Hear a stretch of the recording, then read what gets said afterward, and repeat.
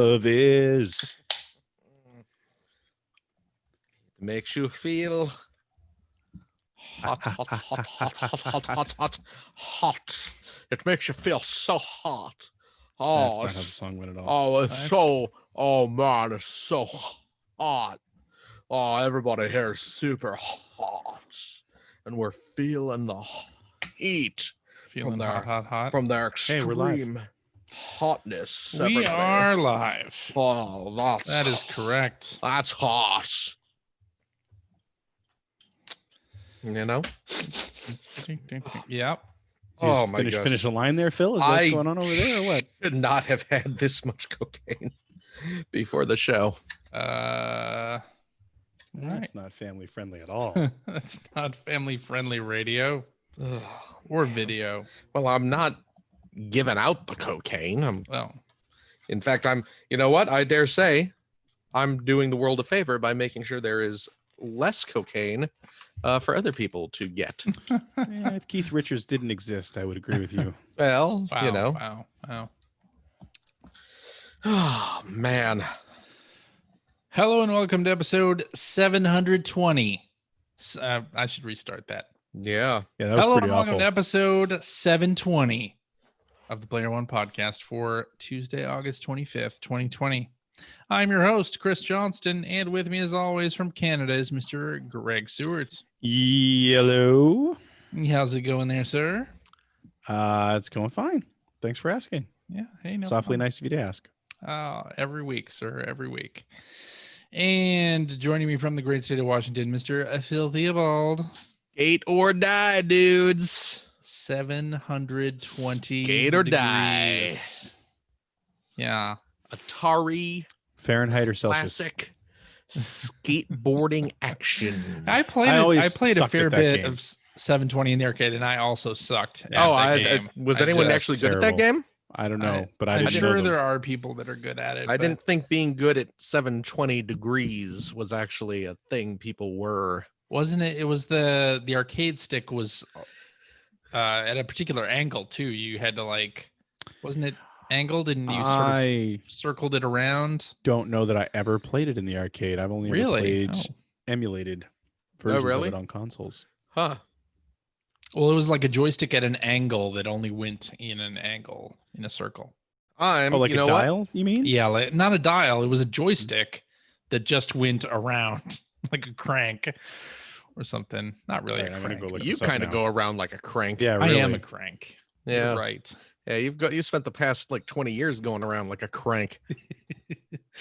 Basically. Yes. Yeah, I don't remember what I don't remember. That played- is I a played- weird looking Isn't it? arcade It's weird. cabinet. It's weird, right? Got like a boom box on the top. That's Oh, yeah, look awesome. at that. Oh, Yeah, yeah, that right. It was is at like cool. a jaunty little angle. It is at a jaunty angle, yeah. Man, Yeah. I miss arcades. Arcades were fun, huh? That is a really Agreed. cool arcade cabinet. Yeah. Makes me I wish was I cared terrible about at the that game a game little itself, though. more. Well, like we have established, nobody was good at that game. No, but it was during that era of arcade games, which was every arcade game where you could get you get to a certain point and then they would basically ramp the difficulty. Yeah. Right. Not to make a pun with 720. They would ramp Oh, the 'cause, difficulty. like, I get it. ramp. Because of the inline skates. Like a like a ramp. like a half pipe.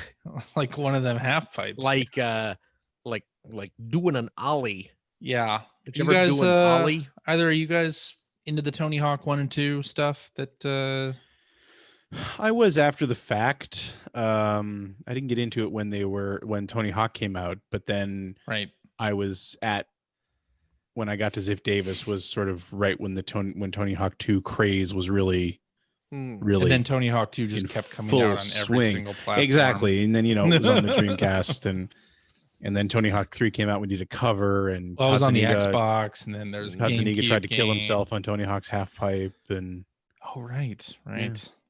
Yeah. You I played could the 1 and never- 2, 1+2 demo that came out No. the other week. I really Gotcha. don't care. Don't you got to go to Chipotle to get that demo? There was something like that, yeah. You don't have Chipotle. Or you had to pre-order it, which I did not do. I tried to get into the Tony Hawk games, but I just couldn't. They just didn't click with me. I mean, they're good. You can tell that they're good games. Oh, but absolutely, yeah, absolutely. To It's me, not like it didn't click with me either. yeah. I would certainly never claim that they were bad games. For me, it wasn't even that I had a lack of interest. Is CJ drinking a beer? Was that a beer? What do you got there? Beer. Root beer. Oh, root beer. What kind of root beer is it? This is a Henry Weinhard's root beer. Hold that up. Gourmet soda. Hold that up. Not a sarsaparilla. Not a Okay, sarsaparilla. okay. Yeah, Have you ever had see? sarsaparilla? I don't think so. It's very bitter. Oh yeah. At least But I do like me a I root remember beer. correctly. Root beer is great. I do love root beer. No, anyway, it wasn't for lack of interest with the Tony Hawk games. I really liked them. I hit a wall as far as getting any good at them. Same. Like I was good Same. enough to get through like a few levels and have There some were fun. people but in the then- office who were they were freaking so good. crazy Yeah, at it. especially when you started. Was it the second or third game where you could use the manual to chain tricks together? And you guys probably don't even know what I'm talking about. But anyway, No, I do. Like the remember. instruction Okay. booklet? yeah, that's what I meant. I think And, that was the second game, right? and that was when Yeah. people were getting stupid good at the game, and I was just, and it also, I felt like that game kind of left people behind after a while. Like the subsequent sequels, kind of like you had to be decent at the previous game to really be any good at the next one. Right. They kept sort of ramping it up. That's my memory of it anyway. I could. be Yep. wrong. It's happened. It doesn't happen often, but it does happen. Yeah. It's true. That's what I tell my kids all the time.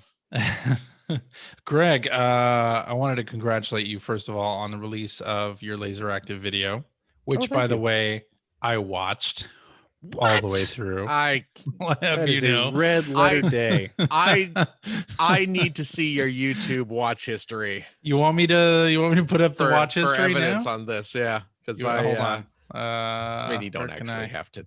You don't actually have to do it. Is he gonna share that screen? Let's see. You want to see it? No, I don't Do actually. you really? No. Now I have to do it. All those parts where I'm saying no, not really. He keeps That saying means- no. That means I don't. Now I have to do it though. You're making me do it. Oh man. So here we go. Oh boy. All right, wow, Uh, we're sharing a screen. All right. That's That's So the you Indie see- World you Showcase. see That is, I That's did Indie- not make that video.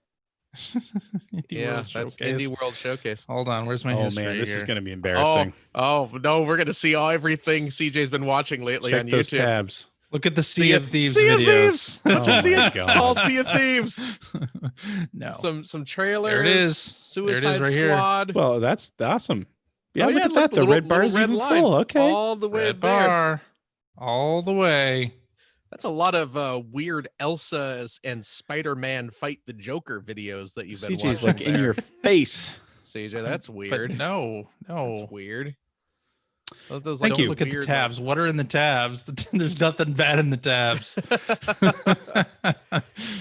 Oh, boy. Anyway, so I watched it and Uh-huh. it really brought me back to that time period because as you say in the video, like they really overpriced that thing in a major way. And Yeah. at the time, I don't know how you felt about it. I'm but Chris Johnson, and I'm here to say They really were Laser priced that in Active was major overpriced in way. a major way. It's true though. No, but like when the magazines covered it, it was Chris like, Johnson, man, the rapid game reviewer. Well, it was an That's oddity, your YouTube right? channel.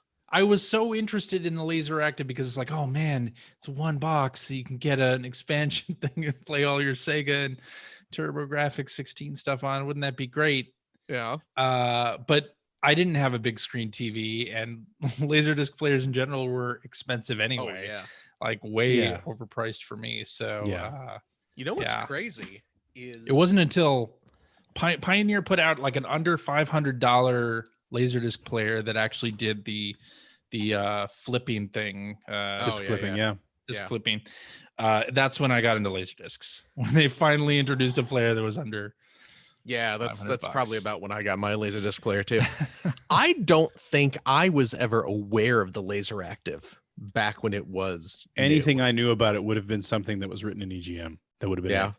Yeah. Like Well, wasn't it also like you remember that game giveaway that had you do a successive series of puzzles? That, And they- that, I like, don't think that, it was on ad, that, was it? win the The ultimate gamer room or The The something. Ultimate Gamer Gamer Rig, Rig or- and the yeah. Laser Active, I think, was one of the prizes. Was it? Oh, okay. I mean, you know, Oh, man. and I have mine sitting right here. It's actually hooked up to my TV. The idea behind it Yeah. made It's great. a little bit of Great idea. sense. Yeah, Yeah. Not sure. at like $2,500, Right. No. but but I'm really glad to hear you say that. I'm really glad to hear you say that it sort of took you back, because that's really what I try to do in these videos is sort of build a context around sort of the time that these things were happening, because it is so different than how it is now. We've talked about this. We were talking about this earlier this week, because there was a conversation on Twitter between Jeremy Parrish and Kyle Orland, I think, where they were talking about how surprised they were and how they had trouble reconciling the relatively low review scores for games like Tetris and Punch-Out, Mike Tyson's Punch-Out back then. And yeah, with like 30 or 40 years of hindsight, yeah, that absolutely is weird. That it's not like those didn't get perfect 10s or A pluses or whatever review scale there was for whatever magazine. But at the time, is like those would have been very easy not to see coming. You know, it's like, well, this is supposed to be a boxing game, but it doesn't feel like a boxing game. It also doesn't play like the arcade game, really. It doesn't play like the arcade game, which I don't even know was all that popular anyway. Yeah. And it's like this, you know, it was hard to have the foresight to say, oh, wait, this is just like an amazing puzzle game that's skinned as a boxing game. Right. Yeah. And same thing with Tetris. Tetris was just weird. I mean, Tetris games weren't a huge thing on consoles. It was a PC game. Right. It was like, oh, this is a PC game. And it really didn't. It took the Game Boy game coming out and for the general public to like go crazy over Tetris for anyone to really put it in its context that, hey, this is a great puzzle game. Right. And I mean, when you look back on it, clearly a lot of game companies saw that coming because they were paying attention to the PC side of things as well. But I mean, I wasn't as a kid. I didn't know anything about Tetris until it hit Game Boy. I didn't know what it was. But anyway, just sort of pointing that out is like, you know, so much of, I find game history stuff, which is all great. You know, there's a lot of really great content out there, but it's very much written from the standpoint of a contemporary gamer, which there's nothing wrong with that. But with my series, I try to put it in a larger context. And I really worked hard to do that on this. And I was really glad. I'm really glad to hear that that's like one of the first things you're saying when you're talking about how you felt when you watched it. Because totally. And of course, the footage of the VCR mystery clue game as well. Right. I love that. Just brings me right back. Yeah. Because I loved that thing. I would just watch the tape, not actually play the game. Well, I mentioned in the video that we had Rich Little's charades, and I don't think we ever actually played it, but I know I watched that tape at least 3 or 4 times. Like, was it just Rich Little doing? It was just Rich Little shtick doing charades. Yeah. He wasn't even doing impersonations. He was just doing charades. Really? Yeah. I mean, he probably did impersonations too, but it was literally him doing charades. Was it all just Johnny Carson trying to show get you to guess movie titles? Yeah, it might have been. But, I might have done it as impression. I don't know. Yeah. You know, I mean, I think a lot of games like Punch-Out and Tetris, you know, obviously when looked at through the context of now, it seems, you know, like a very different world. Earthbound also. Like, remember when Earthbound came out? Oh, yeah. Couldn't give that game away. Could not give that game away. Best Buy had stacks of it for $5. $5. They my Best Buy probably had a stack of about 100 of them right in the middle of an aisle for $5 you could each. Not give that game away, and now it is so revered. People love it. And you know, obviously Undertale is inspired quite a bit from Earthbound. And but I think also you can look at the press of today, the games press of today, very similarly, because a lot of the games that are hugely popular are ones that are more or less ignored or, you know, given a pat on the head by the games press. Like Fortnite, biggest game in the world. Oh yeah. Who could people have seen playing that when forever? Like, there's nobody in the games press that plays Fortnite very often. I mean, it's just impossible to figure out what's going to resonate with who, and sort of the goal, I think, of games press was a little bit different back then. Right. They were still very much product reviews. Yeah. There was still a lot of personal opinion involved, obviously, but I mean, maybe this is just me, but I know even when I was there, and that was, you know, 10 years after the reviews we're talking about, there was always an element of, what's my audience going to think of this? And is it a good product? Is it a good value for the dollar? right? And I mean, like we talk about, I've talked about this before on here, like Gitaru Man. Like if I just had marked that based on my pure love for that game, it would have gotten like a 9. Yeah. But I gave it a 6.5 because I was trying to look at it through the eyes of my audience and thinking like, if I tell people to go spend $50 on this or $60 on this, will they feel like they've gotten enough for their Right. money? Right. So, and I'm guessing it was a lot like that back then. Plus, when you think of the old EGM too, I mean, all those guys were old school action arcade guys, right? Well, we've read in the fighting after gamers. show, we've been, reading old reviews from both GameFan and EGM, and a lot of it is about the graphics or, Right. the gameplay itself. Right. Not a Although lot Mike of- Tyson's Punch Out did have the graphics sorted. I mean, that game looks amazing. It looks yeah. great, but it doesn't look as good as the arcade game. I mean, the arcade game at the time looked great. Right. And again, those guys were big arcade guys. Yeah, Most of those reviewers were big arcade guys. So That's the true, fact that it didn't especially- play like the arcade game probably really hurt it. especially in the early days of EGM, like the staff of EGM was like the U.S. National The Video U.S. Game National Team Video Game Team. Yeah. initially. It was Right? literally So- the U.S. National Video Game Team magazine, basically. Like, basically, yes. so, but anyway, In the early days, we're talking early 90s at that point, but yeah, it's all context. all context. You didn't have any footage of Cliffhanger in there. I was very disappointed. No Cliffhanger. Cliffhanger Is is the a Sylvester Laserdisc Stallone game movie? that I like. No, No, the Laserdisc it's a Laserdisc arcade game. game.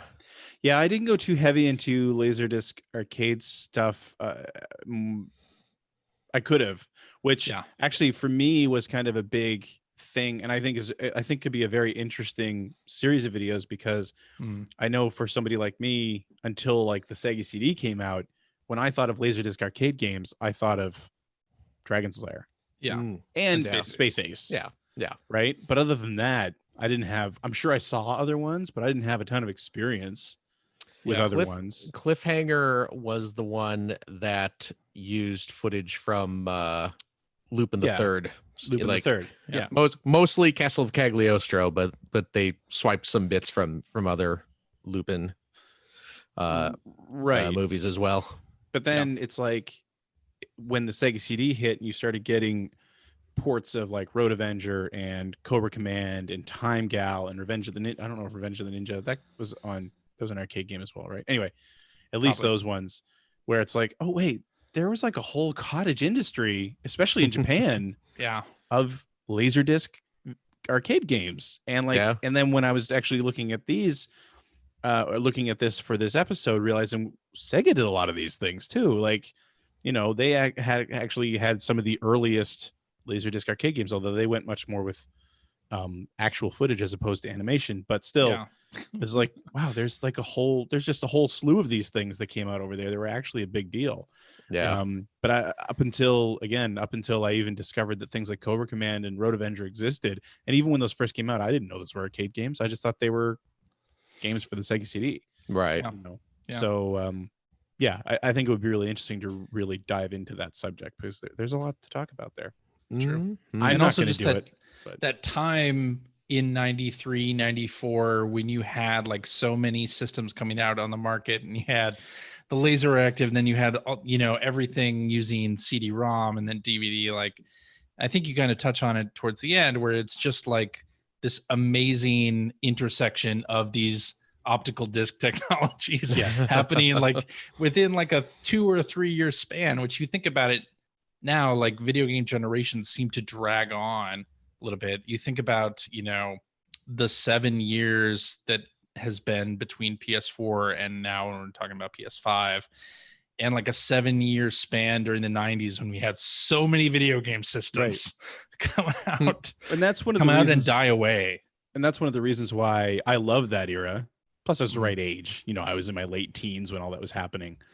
Totally. So, but that's one of the reasons why I actually started the show as well, because I just love that era so much. Because when you think about it, there was a very short window of time there when you really looked at it. It was like you had the TurboGrafx 16, the TurboGrafx 16 CD, the Sega Genesis, the Sega CD, the 32X, the 3DO, the CDI, the CD32 or what. Like there were at least 10 consoles. They weren't all viable and they weren't all popular. Sure. But like when you look at like say an EGM from those days, they were reviewing so many games and covering so many systems, and that wasn't even considering what was going on the PC side, where CD-ROM was really taking off there as well. Yeah, you know, like, and you look at sort of the review archive of that time, and they skipped or put into Major Mike's roundup a lot of games that you look back today, like Lunar as an example.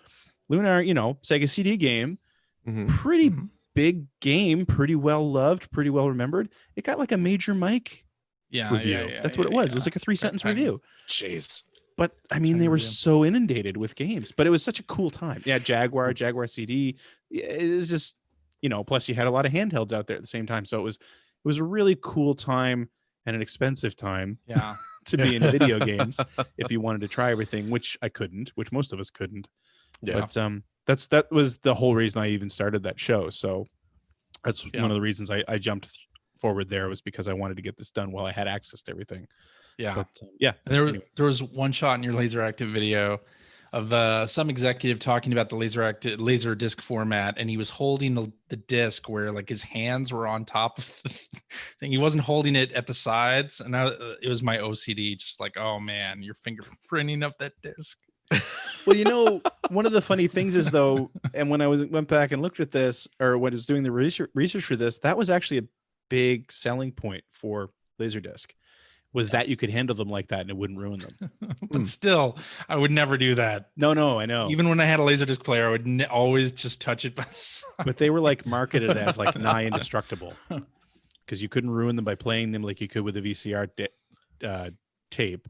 Yeah. And you couldn't ruin them by touching them like you could with an LP. Yeah. Good times. Anyway, everybody should go watch that video. It's about an hour long, and please do. Very eye-opening about the Laser Active. Yeah, it's good stuff. Anyway, let's talk about some video game news, because we got some new news things to talk about. First of all, Nintendo had an Indie World presentation last week, which I always enjoy, and I always watch to see what gets shadow dropped that same day. And they had like 6 or 7 shadow drops, which was fantastic. And Spiritfarer ended up being one of those that was shadow dropped. I don't think they had announced a release date before that, and then they came out not only on Switch but all other platforms as well. So of course it came out on Game Pass, which is where I tried it, where I checked it out, and my daughter played a bunch of it too. But also we're getting a 2-player upgrade for the Untitled Goose Game, which that's pretty cool. Was the capper to the presentation, and I thought that looked great. That's exactly what we need in 2020. We got a 2-player Goose Game update. Yeah, excited about that for sure. And I was watching the presentation with my daughter, and the Goose Game came on. She's like, I want to play that. Like, oh, the upgrade, it doesn't come out until the 23rd of September. So she's going to be watching the calendar for that. Anyway. Yes. So Ghost of Tsushima got a new announcement of an upgrade that's coming out this fall called Ghost of Tsushima Legends.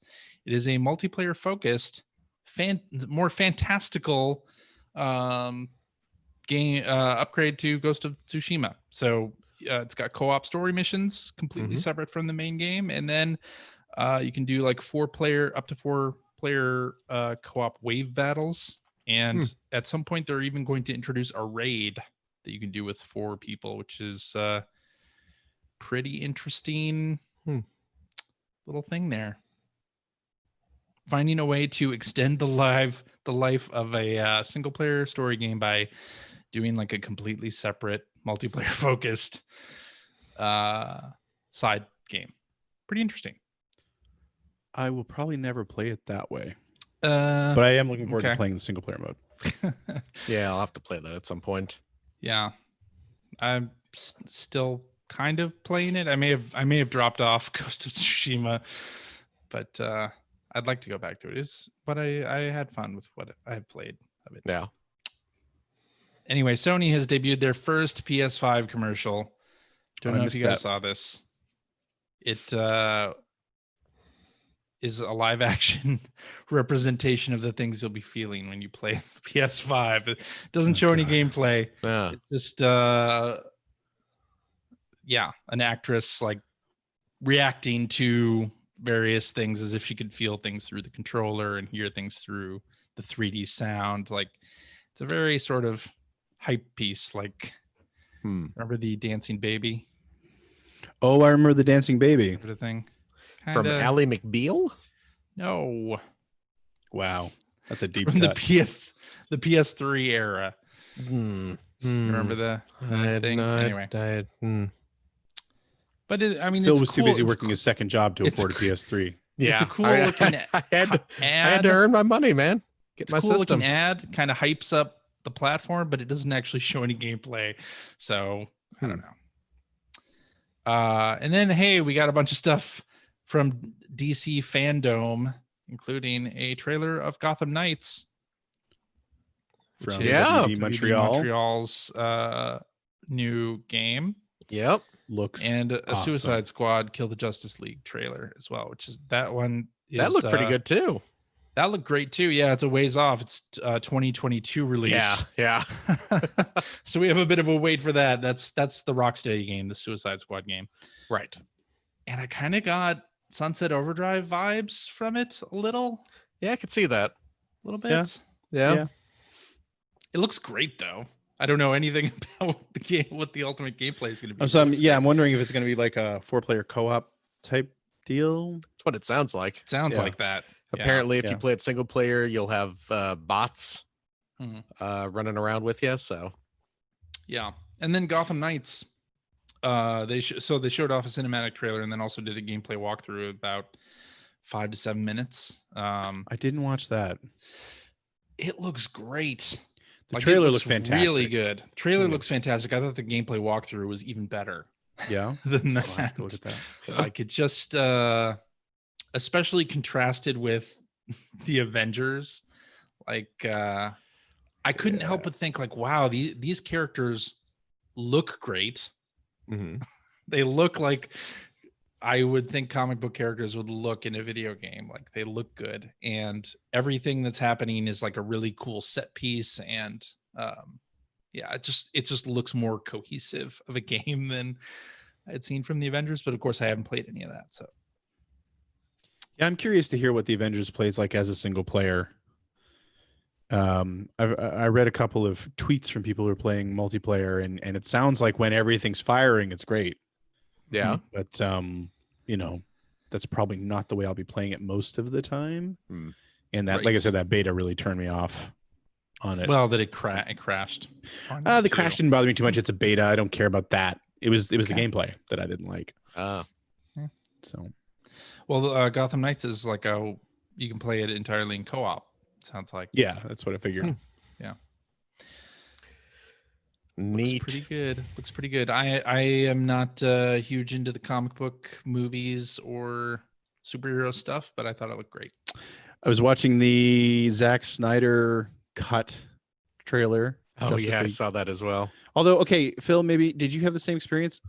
What's that? The trailer you saw, was it in 16:9 or was it 4:3? Or some it was form it was like 4:3 or what the hell, man? I don't know. Anyway, I don't know. The main thing I was struck with or struck by when watching that trailer remember that song from Watchmen? First of all, was that in Watchmen? Yeah, that was during the like sex scene in Watchmen. They that was the oh my god, they did use that song in the sex scene in Watchmen. It's another Zack Snyder movie. So that's just I mean, it's a great song. He just likes that song. Hallelujah is a fantastic song for his movies. Yes, you're right. I forgot about that. But no, what I was struck by more is that I don't remember what happened in Justice League. Well, you want to know something about Justice League? It sucked. Yeah, it's a terrible movie. Yeah, and no, I know. I'll let you in on a secret. If you have the roots of a terrible movie, and you give it to Zack Snyder, who has proven a couple times that he is terrible at making superhero movies, this one's gonna suck too. Yeah, it's gonna suck too. It's not gonna be good. But I mean, the thing for me is that it was a terrible movie. Don't get me wrong. But it wasn't even a memorable No, terrible movie. I like I don't remember what happened in that movie. I don't either. I don't either. I get because I think about, I was like, oh yeah, I remember this happened in the Justice League movie, but then it hits me, it's like, oh no, wait, that was the Batman Superman movie. Right. You know, I get the events of those two movies confused. And I've kind of begun to realize that I do not remember anything that happened in Justice League. No. There's one moment in the Justice League movie that I liked, and that's the only thing I remember from that movie. And it's the scene where End Superman credits. yeah, there is that. Good. The scene where Superman comes back to life, and he's crazy and disoriented, and he's battling everyone else in the Justice League, and they're all fighting him. And the Flash is, while like Batman and Wonder Woman are like grappling with Superman, Flash is going to try and speed run up behind him and catch him by surprise. And so you see the Flash is running, and you see from his point of view, and then you see Superman as he's fending off the other Justice League members. He just turns his head and just stares right at the Flash while he's running at full speed. And the Flash just gets this look on his face like he just craps his pants, because he realizes that, oh shit, Superman is like able to track me while I'm running full speed. And it's like that, like 10-second clip is like the only good part of that movie. I didn't even remember that. So I honestly didn't remember that they fought Superman until you just said it. Yeah. Well, again, the movie's it's a mess, and it's not a memorable mess. And then the other thing was, of course, then there's the Suicide Squad 2 trailer that's come out, which wasn't so much a trailer as just here's a cast reveal. Here we go, like we're making this movie. Right. And again, the biggest memory I have of Suicide Squad is that it kind of falls apart. The further you get into the movie, it falls apart. Oh yeah, no, that movie was terrible as well. Yeah, which was too bad, because they did have some good characters in it. But the fact that James Gunn is doing this one, well, that's the thing. Hope. It's kind of like he's the biggest selling point of the second movie. Oh, absolutely. Yeah, like the Birds of Prey movie, I haven't the Harley Quinn movie, which I kind of liked it. Yeah, I kind of liked it. It has problems. I mean, I want to like these DC movies. Yeah. Well, you know what? I liked Wonder Woman was pretty good. Oh yeah, Wonder Woman was good. I actually wasn't amazing, but it was good. No, I actually quite enjoyed Shazam. Mm-hmm.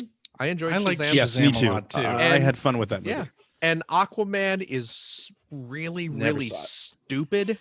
It's not a good movie, but it was fun to watch. Okay, because it just kind of reveled in its stupidity. But yeah, like Birds of Prey is technically a sequel to Suicide Squad, but it really goes out of its way to kind of ignore it as much as it can. I mean, that's more about Harley Quinn, right? It's mostly, I mean, it's called Birds of Prey, but didn't they revise it to say starring Harley Quinn or something like that? It's got some stupid subtitle, because somebody in marketing realized like, hey, wait, we should be better at our jobs and name the character everyone really wants to see.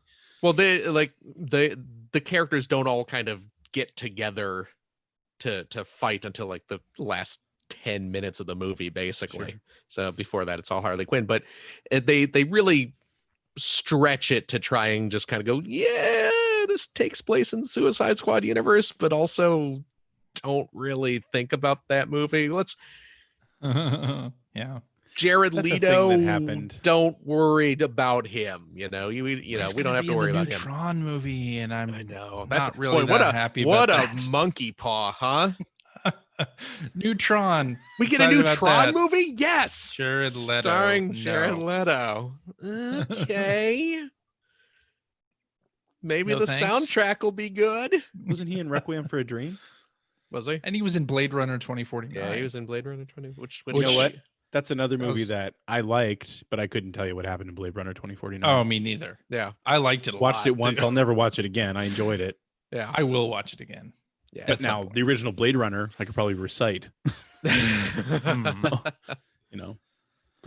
that's how she goes. Like teardrops when it's raining. Just like that. Classic. It's almost like Rutger Hauer's right here with us. And that was an improv line. Yeah. Right? Was it really? Yeah, he did. That was an improv. He improved the actual line. He didn't improv not that the one one. Phil just said. Phil Yeah. improved his improv. Poor Yeah. There you go. Yeah. And it's got Larry in it as well. Of Larry, Daryl, and Larry, Daryl. Daryl, and Daryl. Yeah. Yep. Wait, Larry the Cable Guy's in that? That's Anyway. terrible. You're an Dare awful you. person. How dare you? Yep. What are we talking about again? Newhart. Talking about Newhart. Newhart. Okay. Come on, my man. goodness. I'm Larry. This is my brother Daryl. My other brother Daryl. Yeah. You don't Remember know that, do you? You have no No. idea what we're You've talking never seen about. Newhart. Oh my god. I know of Newhart. I never watched any Newhart. of the incarnations of Newhart. Newhart. Well, this is just the show is it's not the Bob Newhart show. It is Not the Bob Newhart. Newhart. It is Just Newhart. Yeah, and Newhart was a fantastic show. It also was. has the best series finale ever. I don't remember. The Was it a final dream or something like that? the or- final moments of Newhart, Bob Newhart wakes up Right. and he's in bed next to his wife From the Bob Newhart show. from the Bob Newhart Right. show. Yeah, yeah. And yeah. he's just like, I just had this crazy dream. I did. where- I yeah. did see that. Yeah. Which is hilarious. It's not like St. Elsewhere where it's snow globe Or hospital. That's Dallas, right. where Bobby was never- actually alive for that whole season. Oh yeah, that's I right. never watched St. Elsewhere, but I know Stayed elsewhere. CJ's a huge CJ was a General Hospital man. Yeah. no. Yeah, was it the whole series of St. Elsewhere that was like it was like an autistic child's fantasy or something That's like that? right. Yeah, something like I that. did Yeah. not know this yeah. at all. In the Yeah. hospital is inside a snow globe. That's You revealed know in the what? final shot of the Good for show. them. You know, like why not? Most It's- major series finales suck. Why not just That's go true. for it? That is true. That's so Uh, true. I speaking liked of- the Lost finale. Let me just say. Really? I Still like it. managed to Yeah. live through Lost for about a season and a half, and then I didn't watch. There's it. about I- half of the final season is terrible, just Yeah. awful. But Yeah. I liked I- the finale. I could not get into the Lost finale. Uh, I'll Yeah. tell you, and I think I mentioned this to you guys during one of our game nights this past week, which we'll talk about a little bit later. But I found Tubi finally. right. Oh yeah, I did as Didn't well. even realize. Yeah. The application Tubi. Yeah, Tu- It's like a TBI. smart TV. right. Which I didn't even TBI. realize was a thing. Right. Yeah. And it's got some great old stuff on it, and Yeah. it actually has the full run of the Carol Burnett show, Oh yeah. Does. which I've been watching. And I didn't realize, and I'm a huge fan of the Carol Burnett show. Right. And I didn't realize that it went back to like the late 60s. Yeah. So, you know, the very early Carol Burnett episodes are nothing like I remember, the ones that were in syndication when I was a kid. But I love the Carol Burnett show because it was something that my brother and my dad and I would watch after dinner every night. It was Yeah. in syndication when I was a kid. And Oh nice. and when I found that, I was like, oh my God, I have to sit here and watch. I haven't watched the any of the new series that I want to watch on like Netflix or anything else, but I'm watching the damn Carol Burnett show from 1968 or whatever year it started. So the Tubi, Greg, also has all the Transformers series on it. that is the reason why it came up in conversation the other night, because I think you or Paul said that. But it was Paul. Mhm. Yeah, Paul. Yeah, and Paul. then I was like, Paul oh, was the one who cool, introduced but- it to us. Yeah. I have all the Transformers on DVD though. Nerd. Thundercats is on Hulu now. I don't have Hulu. Okay. You wanna Anyway, know- I think you we wanna should know- get into You want to know what something you've about been playing. Thundercats, CJ? What's that? Thundercats is not a good show. What? Thundercats Most of is the not a old good show. shows weren't Gonna- weren't good shows. You're gonna shatter my There's a childhood. He-Man documentary on one of the streaming services right now that I need to watch. Thundercats Yeah. has an amazing intro, Yes, it does. Yes, and that is where that is basically enjoyment it. anyone can get out of Thundercats That's stops. all you needed. Which An amazing intro and some toys to buy, and you were which good. hurts me to say because it's a Rankin Bass production, and I love me some Rankin Bass. But Uh-huh. Thundercats is not good. But you know what? The new Thundercats. I liked the new Thundercats, which I've heard is much like Avatar: The Last Well, that's what Airbender. that's why I keep making fun of you because yes, it's know. like the reboot of Thundercats is like, what if Avatar: The Last Airbender was not as good Thundercats. as Avatar: The Last Airbender? Not even if it was Thundercats. What if it Oh, was? okay. What if it was what Avatar: The Last Airbender was doing, just not as good? I see. You need to watch. Avatar: The Last Airbender on Netflix right now. Okay. You should be watching it with your kid. Okay. You should be watching it with your kid. I won't, but okay. Thank you. I know, but you should. All right. So let's do what you've been playing. Oh, Greg, kick us Hi. off. Well, one of the things that I forgot to put on my list here. So I'm playing more Paper Mario. Uh-huh. I have destroyed all the streamers now, Oh, nice. and I am at what I think is the final level. Yeah. And so I kind of actually brought everything to a screeching halt because now I've decided I want to go back and save all the toads and get all the Oh, treasures. man. And Wow. You're so gonna 100% but it. it's not that difficult because Especially by you got this the point, radar. well, you've got the radar, but also by this point, you've got those radars, but you've also got those little alarms. Now Oh. you've got all three. You've got one for toads, one for treasure, and one for hidden question mark blocks. Oh, wow. Okay. So, you just go into it. And of course, the game is wonderful about telling you have X% of toads saved in this one area. So you go in and they're all very sort of self encapsulated Mhm. Yeah. spots. Oh, hang on one sec. Yes. Oh, thank you, buddy. There it is. Night night. Love Oh, you. it's bedtime. Well, it was bedtime an hour ago, but summer vacation. Yes, indeed. Yeah. So anyway, I've been playing more of that. Don't really have a whole much more to say except that I'm ready to finish that game. So Cool. one of the Finn, games. Oh, Finn, sorry. real quick. Mhm. Finn today just got rid of the yellow ribbon. He's on his way to the purple one, I believe is the final ribbon. Yes. Is that correct? Yeah. So he's on his way to there. I kind of stalled out. I did not play any Paper Mario. I noticed this week. that it wasn't on your list. Yeah, I just I've been busy with other games this week, but I certainly haven't dropped it. Okay.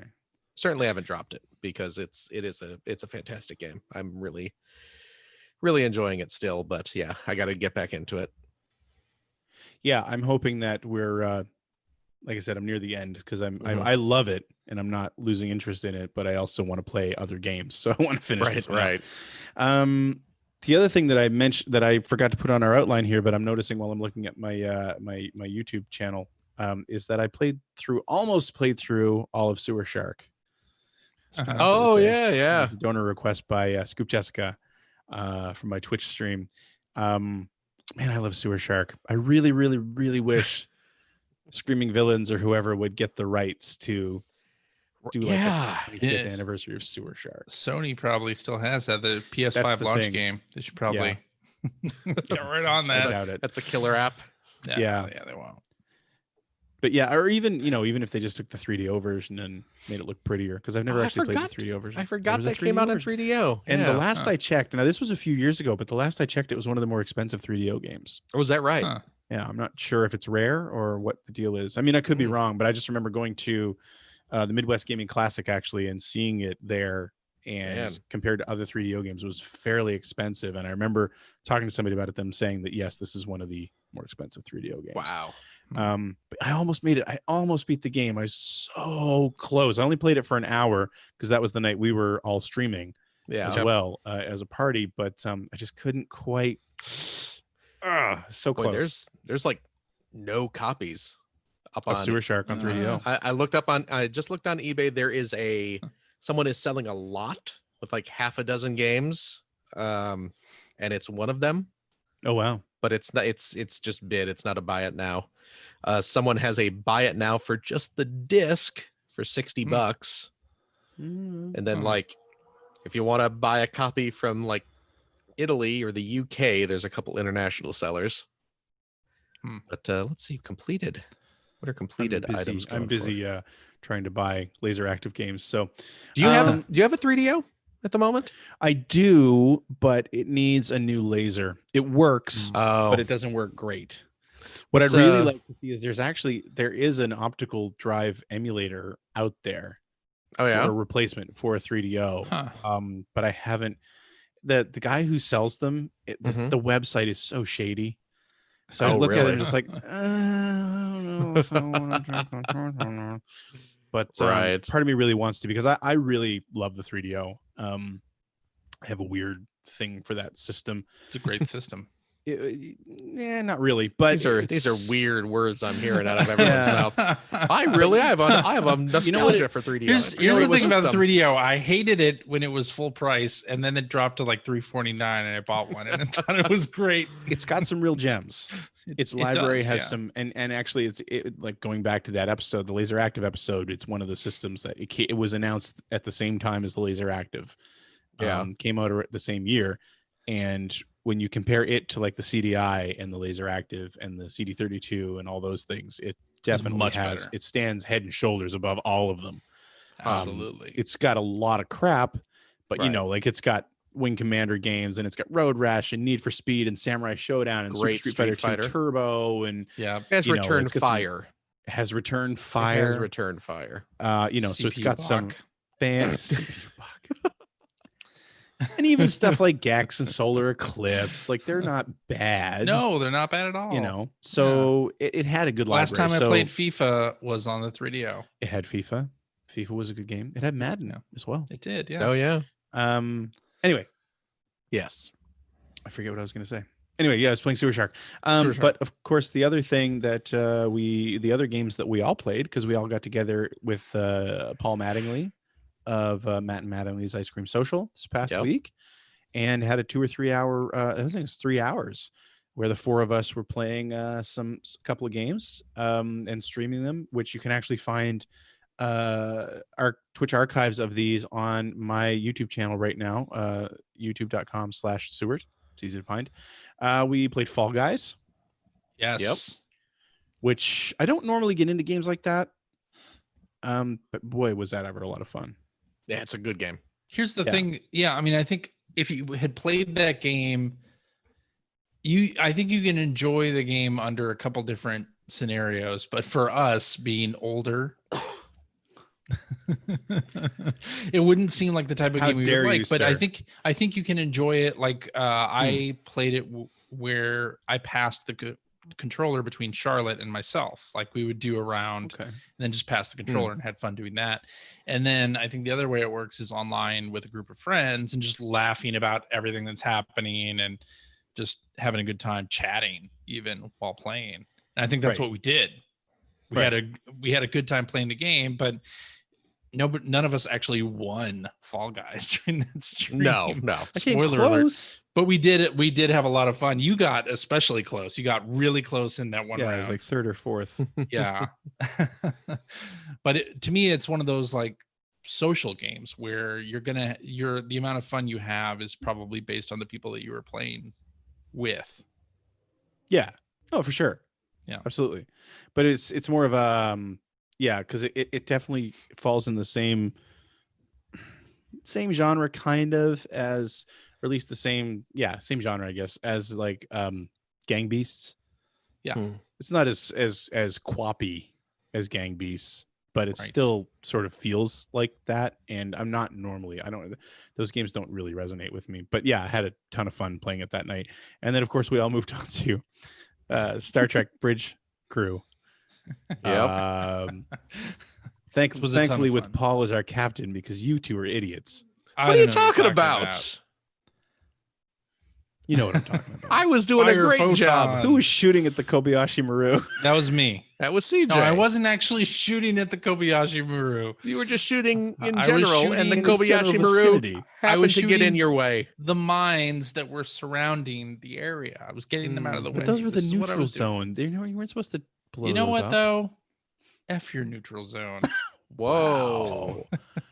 Wow. That's against regulation. Yeah, you're going to get drummed at a Starfleet for that, my friend. My goodness. I felt like we needed to spice up the stream, so we photons had so much fun. And that's a great game, by the way. I don't know, we've talked about this game before. Phil, actually, you never played it before that. That was my first time playing it. What did you think of it? I thought it was really neat. I mean, I'm a Star Trek nerd. I mean, I'm not as like nerdy into Star Trek as some people, but I do enjoy me a good Star Trek.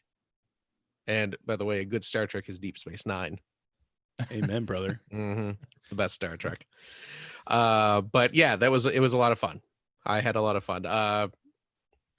This game, for those who do not know, It is up to 4 players simultaneous. And really the best way to play it is with 4 absolutely, players. Absolutely. Each player taking a role. One person is the captain. You have navigation, right?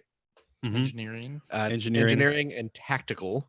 Mm-hmm. And everyone has different responsibilities. You are at your station, and you have different responsibilities. I got stuck as the guy who hadn't played it before. I got stuck most of the time as the engineer.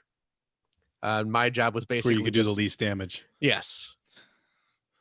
But again, you put CJ in charge of the weapons, which you saw what would happen there. Loosey goosey firing torpedoes into space. I don't know what you're talking about. We were successful a lot of the time. Kobayashi Maru is kind of a no-win scenario anyway. Might as well blow up the ship I'm trying to rescue.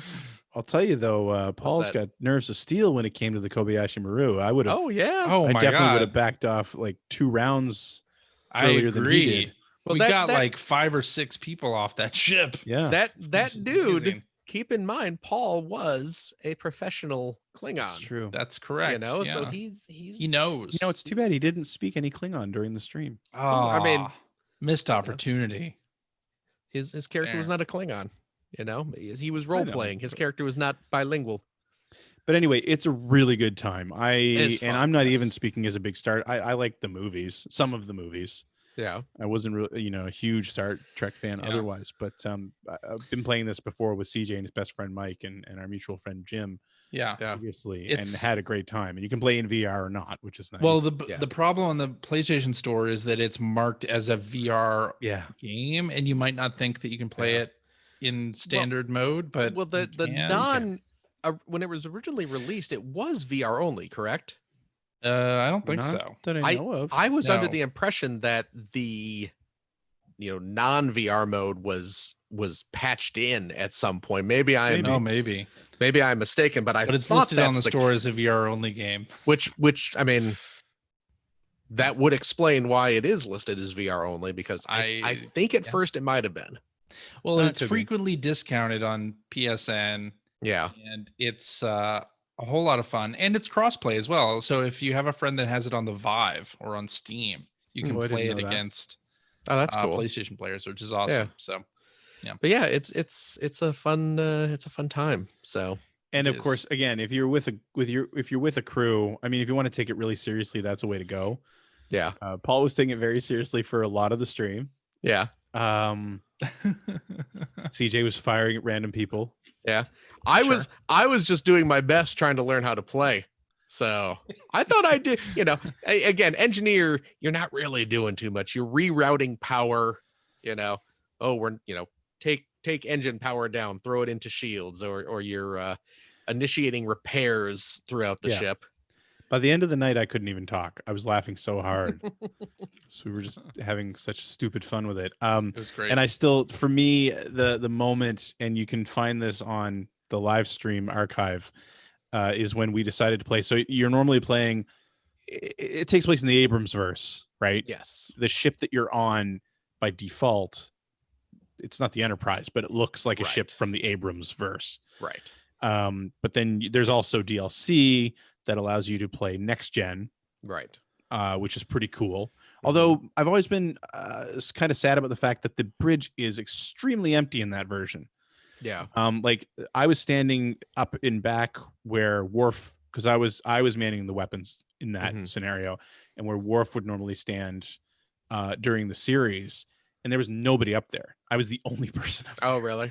Because normally there's a bunch of other NPCs that are sitting around the bridge. Right. Not doing a whole lot. Some of them will turn and give you reports and things like that, but otherwise they don't do very much.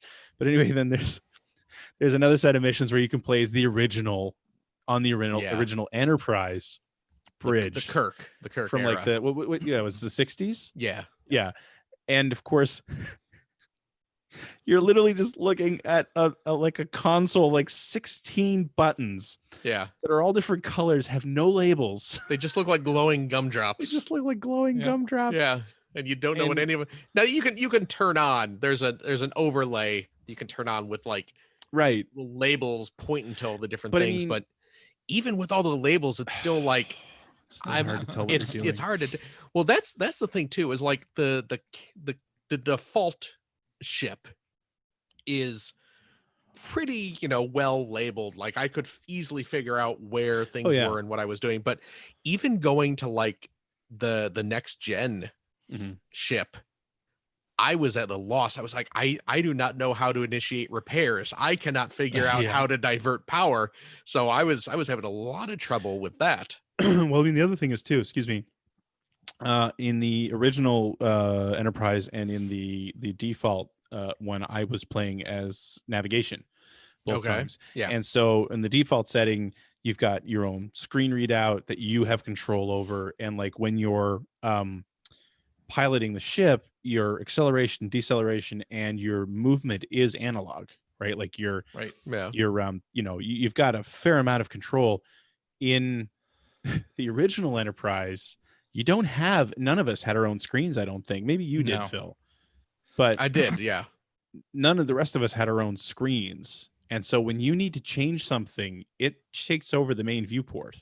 And I don't know, CJ, were you seeing, like, when I changed the screen, you saw what I was looking at as well? I think so, or the screen to the side of me had right, and then there are screens off to the side that have more information, so that was hard enough. But then it's things like turning left or right, or accelerating or decelerating. We're literally just pressing buttons. Like you didn't have any analog control over anything. Also, the tiny view screen from the front was hilarious. Exactly. But then to me, that was my favorite part of the night, not only because of the chaos there, but at one point the Borg attacked us. During the original Star Trek mission, which freaked Paul the hell out, which was hilarious, first of all. But then at one point, one of the NPCs is sitting at a console that I think he or she fell over. Yeah. And was teleported off the bridge, and Paul went nuts. Like, did you see that? And in the meantime, I'm sitting there, we're all sitting there like, what do you want us to do? Like, Paul, give us some orders? And all he's doing is sitting there screaming, like, oh my God, did you see that? Did you see that? It was the Borg are stealing my crew members. Hilarious. I was laughing so hard I was crying. I was having such a good time. Yeah, it's great. So all that being said, I think that the four of us decided, and hopefully we will follow through on this, is maybe trying to do something like that once a month. I think it was a good time. I think the people who viewed it really enjoyed it, and we'll do a better job of advertising that we're going to do it moving forward. But, for sure. It was a really good time. Yeah, it was maybe definitely we'll finish fun. all the rest of those Star Trek missions. Maybe not the original Star Trek, but those are pretty difficult. Trying to think if there's anything. The other thing that I tried out very, very briefly, although my son played more of this than I did, was Battletoads. The new Battletoads came out. Battletoads. Yeah, I tried that as well. Me too. I got it. Yeah. I got it. You sound unimpressed. It's weirdly paced. I'm gonna say this because was it last week before? Yeah, I was giving Battletoads a lot of crap. Yes, you were saying I was good, and I believe I said the original Battletoads I was always kind of looked great, sounded great. It was awesome until you got to that tunnel. Kind of crap to actually play it. And I was very skeptical of this one. Yeah, but I did say I was going to go into it with an open mind. Jeez, I kind of liked it. Well, that's good. I kind of like it too. I was kind of having fun with it. So I have no nostalgia for the NES game. I never played it, and I don't think I ever played any of the Battletoads games until Rare Replay came out, and then I played like a little bit of those. But in terms of just a brawler, I thought it was great. I thought the controls were great. I was able, of course, I put it on easy difficulty. Yeah, that's the nice thing. This does have difficulty settings. That's difficulty settings, and I played co-op with my daughter, and we played Battletoads, and it was great. I think it tries to teach you more moves than are necessary to actually play. I think they overcomplicated a few things, like they did overcomplicate even some things. Eating the flies. There's like the flies button combo. Yeah, it's like you hold down the left trigger. Yeah, and press Y, and also move the left stick. Yeah, you have to aim it. Which is just like I'm thinking of like the old game. Would you just tap select over and over again or something like that? It was something simple. I'm not sure, but I think it might have even been like punch, and if you It were could've in been. range of a fly, like you Right. just it automatically shot your It's tongue just out. thing with ironic that catching you the had a flies, 2-button though- controller and it was simpler. you can to do. you can spit like at enemies that'll like sort of hold them in place. Yeah, you spit bubble gum at them. Bubble gum at Okay. them. I thought that was great. Yeah. And obviously we played through Streets of Rage 4 not too long Mhm. ago. So, brawling has sort of I've been playing brawlers recently. Yes, I remember beating Streets of Rage 4 while you watched. Yes. Well, I played it again, and I actually did finish it again. No, you didn't finish it again. I finished it in spirit the first time, and There then I you go. actually finished it the There it second is. time. And I thought the brawling gameplay in Battletoads was really, really good. It just felt really good. All the attacks feel good. Like the charge attacks, it didn't feel like you had to hold the button down too long. Everything Right. felt pretty responsive. Of course, with Battletoads, they had a Sea of Thieves Battletoads livery if you finished Act 1. Oh, there it Battletoads. is. And there it is. Which- There it is. Yep. By the way, finishing Act 1 is like playing for two hours. So I played a lot of stages of Battletoads and in co-op with my daughter, and was very glad to see a couple of things. First of all, the checkpoints during the hover bikes was great Yeah. because the hover bikes, it was again And this pretty made difficult I- and frustrating. I don't know if because I put it on easy as well Mm-hmm. because who am I out to Bikes. impress?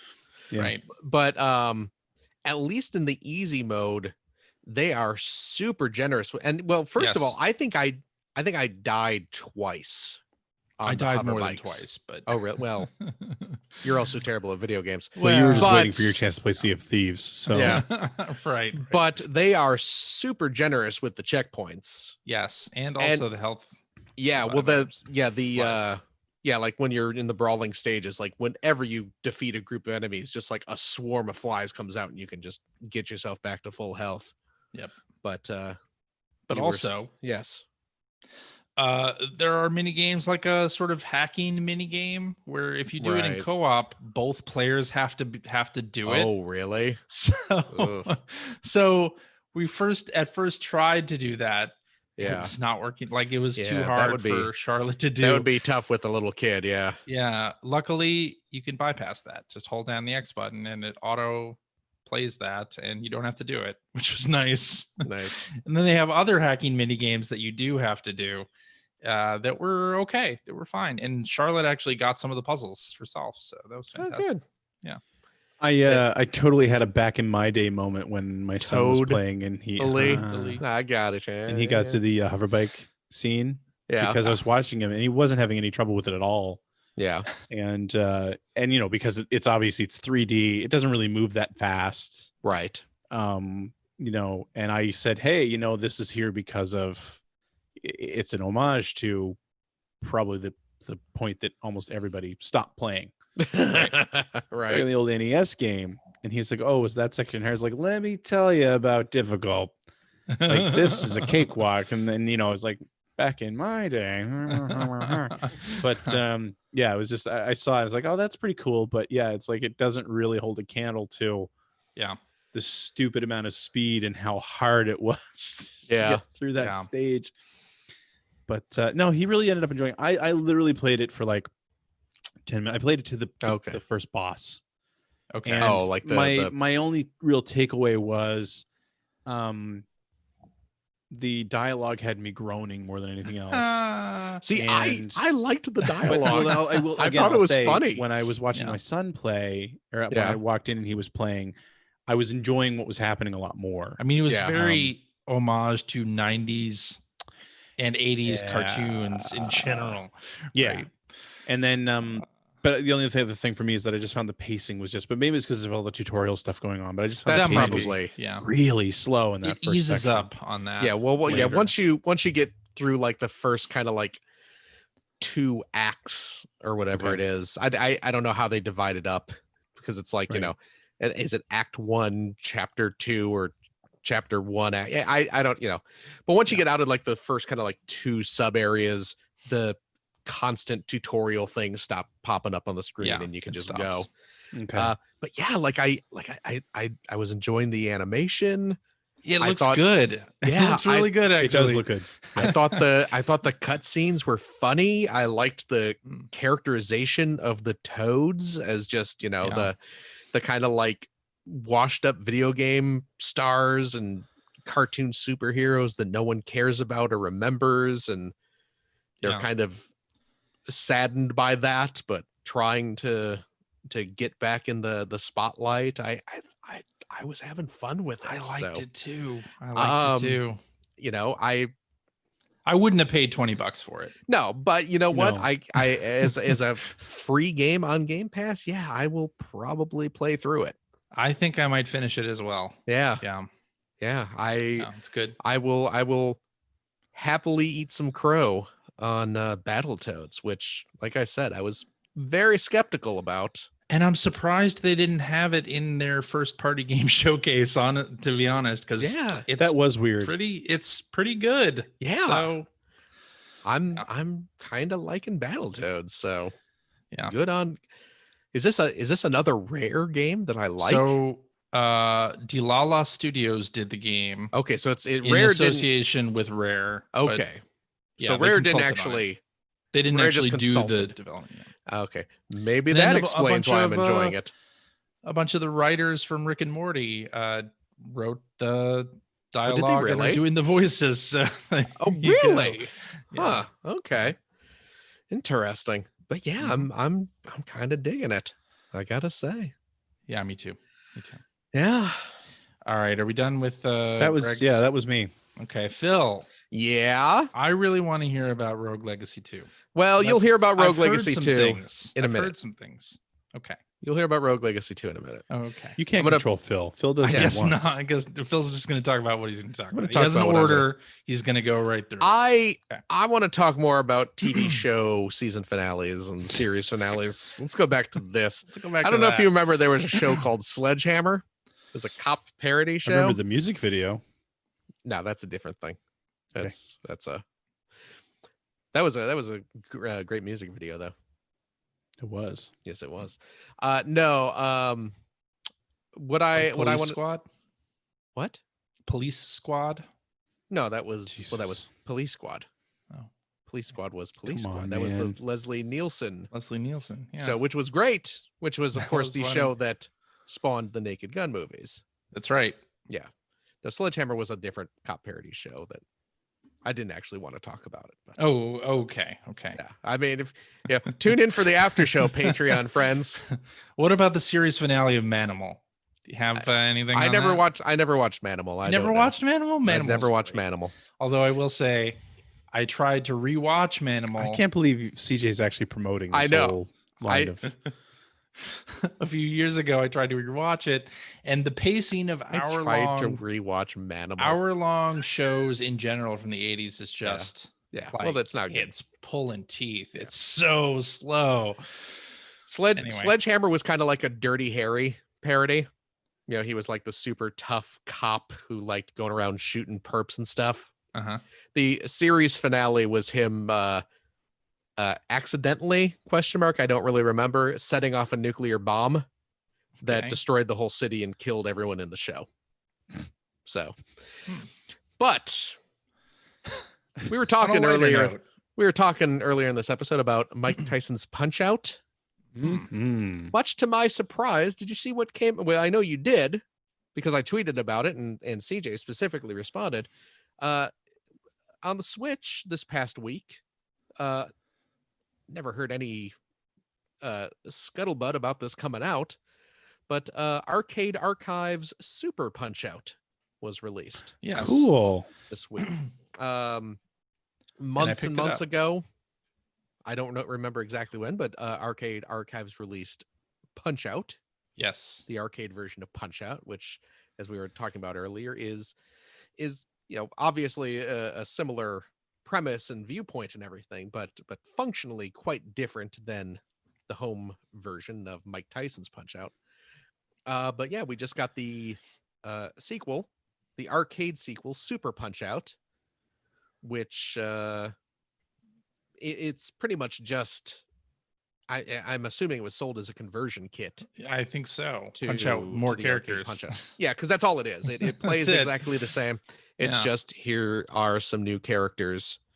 Of course, people hear the name Super Punch-Out and immediately think of the Super Nintendo game. Some of the characters that shares the title, and yes, certainly some of the characters are in that game, but again, it plays very differently in terms of the controls and everything like that. But I was excited to see that come out. I picked it up, of course. I played a little bit of it. Secret about the Punch-Out games is that the console versions are significantly better than the arcade games. Yes. Yeah, they are just way more fun to play. Way more fun to play. Yeah, I mean it's not even close. So it's funny because we were talking earlier about how Punch-Out didn't review well as one would expect, right? In EGM, and saying that's probably because it didn't play like the arcade game. Yeah. But yeah, I remember, and I'd never played the arcade game until years later. And remember being like, wow, they really fixed this. Like, yes, they did. This is not fun. No, it's an interesting curiosity, and it's the like the original arcade Punch-Out, Super Punch-Out has that 2-screen gimmick, where the arcade version had the standard monitor in the cabinet, but they also had a second monitor mounted on top of the cabinet, so spectators could gather around and see the action as well. And they replicate that. Yeah, exactly. And they replicate that in the arcade archives version. And you can have them side by side, or you can if you have like the flip grip or whatever, you can play it vertically and have the two screens stacked on top of each other, which is great for arcade authenticity, but it also makes it a little weird when you're just sitting at home playing it on your TV, only being able to utilize half of your TV screen for actual this is what I'm actually controlling. But it's there. I'm glad I picked it up. So okay. Something else I forgot to put on my list, but remembered, during Nintendo, they had their little Nindy thing. Indie World. Indie World, yes. Talk about the Shadow Drop stuff. A game was released for the Switch called Takashi and Hiroshi. Have you seen this game? Have you heard about this game? I heard about this game during the Indie World thing, and then realized also it's an Apple Arcade game. Oh, is it really? Apparently, yeah. Okay. Takashi and Hiroshi is a little game. It's apparently very short, but it's only $8 or something like that. Yeah, so. it's $9. It's on sale right now for $8. So, dive into savings, I guess. But it's a short little kind of story-driven game about two brothers. I think one's 14 and the other is like 8 or something like that. And it is all the story is all told through stop motion animation. It's like actual puppets. It looks kind of like Moral Oral or Davy and Goliath for all you California raisins. Well, no, that's claymation. That's not. God damn it, CJ. This is puppets. Okay, right. This is puppet animation, and this is not claymation, which is a whole Team America.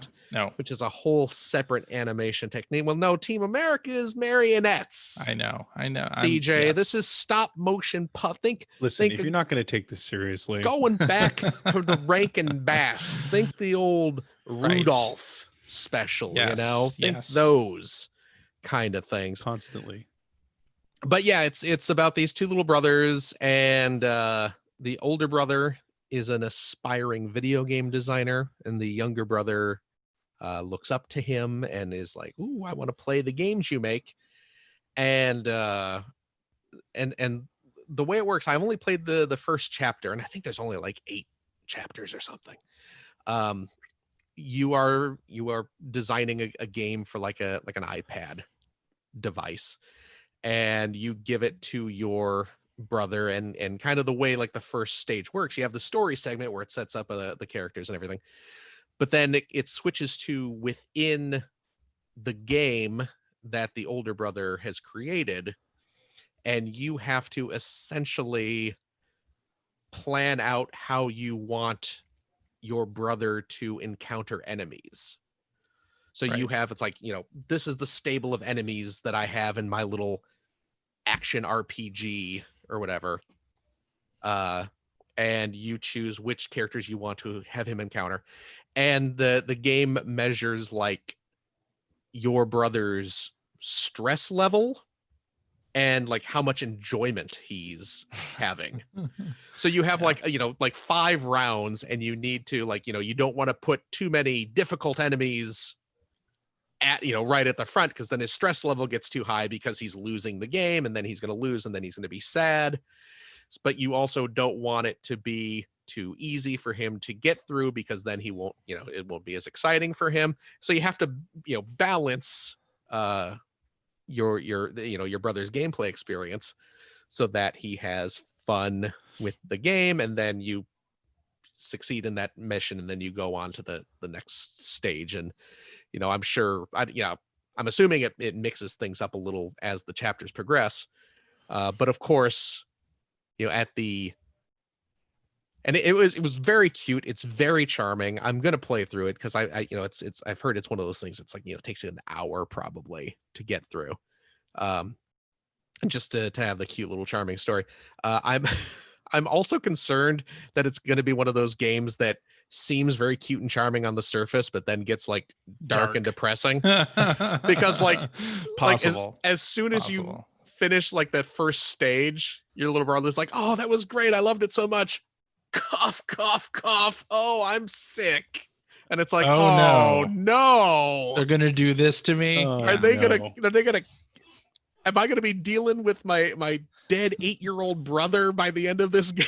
So I don't know. We'll see. You don't know yet. But it's cute. It's very, very cute. And for like the $8 or whatever, I think I'm gonna have some fun with it. But again, it's one of those very kind of short. Yeah. Apparently, former developers from Skip. So Skip did the Chibi Robo series. Yeah. Oh, okay.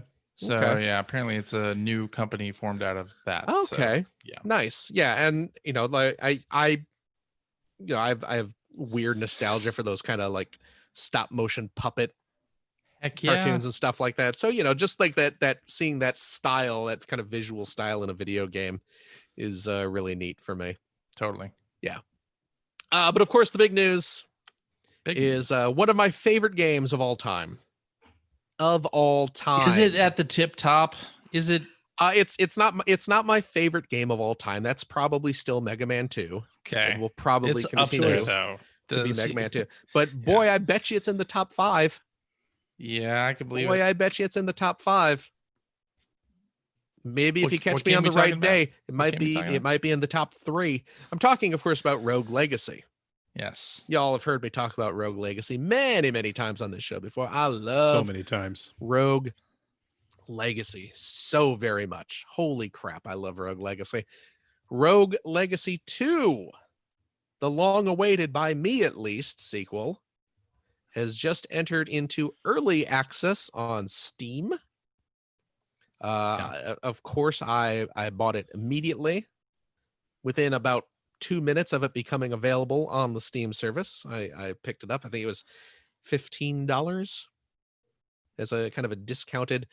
There's a discounted early access price, plus you get another couple bucks off if you are an owner of Rogue Legacy 1. So which you are. Which I am several times over. I was gonna say, but they only gave me the discount once. All the Rogue Legacy 1. They only gave me one discount, which I'm pretty upset about. But yeah, Rogue Legacy 2 early access is out. It is not the final game, of course. They are updating it and adding stuff and balancing things, and it's fun. CJ, what have you been up to? You just don't want to badmouth Rogue Legacy 2 on No, a podcast. you know Is that what? it is? No, Because I heard your complaints about the analog control, no digital That's weird. movement, which is So- strange. So here's, And then also, I heard Yes. that an entire area of the game is like not there at all. well, a lot of it's not there. Well, here's People don't know what beta means. So it's got some story beats. It apparently moves from stage 1 all the way to stage 3, and then I don't know. I have not gotten that far yet. Okay. Because I'm still kind of getting used to Spoilers. to the gameplay. Early But I mean, access, it's early. It's early access. I Sure, mean, that's sure, the and you point. have to get in that mindset, right? Like this Yes. is not a finished product. They are Yeah. going to be adding to it, and maybe Yes. as a fan of the first one, let me ask you: have you obviously you gave them the feedback that you don't like the analog control, but let me ask you: are you going to give them more feedback or additional feedback on how this thing plays? If I find anything else that is a problem, I will certainly. Okay. So yeah, this analog control thing. So Rogue Legacy, I'm sure everyone who listens to this show is familiar with it. It's a 2D platformer rogue light game where you're going through castles and stuff like that, killing enemies, collecting gold, earning power-ups, purchasing upgrades and such until you get better and better each playthrough. Sure. And one of the many multitudes of reasons why I like the first game is the controls are so spot on. They are so incredibly just dialed in to perfection. I can do so much kind of crazy acrobatics in that game because the controls are so dead on. And one of the reasons they're dead on is because you use the D-pad for this 2D platformer type game. So imagine my horror when I loaded up Rogue Legacy 2 and I'm using the D-pad to select what game mode I'm going into or whatever. And then the game begins and I press right to move my dude and he don't move.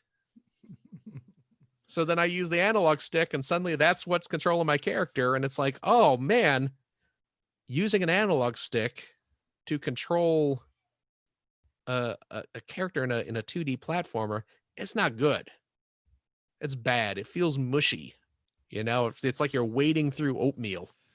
You got that wet sponge. Especially if you're talking Kinda about control. precise controls, certainly it is Yeah. preferred that you have Yeah. digital pad movement. Yeah.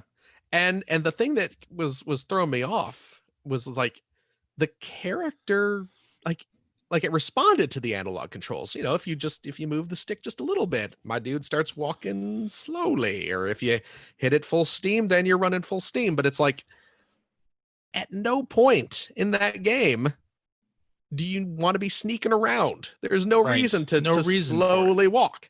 Yeah, it doesn't make sense. Now, presumably the reason why they made the switch to analog control is because one of the new features in the game is a new character class. Mhm. Because this game, it's the nature of the game. You play short sessions before you get killed and have to restart. And there are Yep. multiple classes. There's a knight, there's a barbarian, there's a mage. There's a bunch of others. Yeah. One of the new classes in this game is I don't know if they say ranger or archer. It's someone with a bow and arrow. The ranged attack. Yes. You have to aim. Yes, specifically a bow and arrow. And the gimmick with the bow and arrow is that you do have 360 attack. Usually if you're playing as like a knight or something, you don't. You swing your sword in front of you and that's that. But yeah, this one you can, aim your bow up or at an angle, or you can even do it in midair. You jump and then aim down and pew pew pew, And so you ideally would want to have that 360 motion to accurately aim your bow. Sure. That's fine. I get it. That's fine. But they just at least at first said, well, you know what? We'll just make analog control the default. And every character has to use the analog control, and you don't even have the option for the D-pad, which that seems bad. terrible. Seems like a bad Just decision. terrible. I played through a few a few rounds with it, was like, oh, this is no good. And yeah, so I went on Twitter and was like, wow, this is bad news. What's going on here? Apparently, I was not the only one complaining about this. The only one who mattered. Yeah, of course when I did it, they listened. But I very shortly after I complained, and I am certainly not attributing this as a reaction to my complaint, because of course it's not, but probably within an hour of me putting my tweet complaint out there, Cellar Door Games posted a tweet saying, hey, we got a update coming out with some new features, and also D-pad support is back in. So it's like, okay, well that's good. Thank goodness you did it. Because I really want to play that game, but when you were saying that it was analog only, I was like, nope.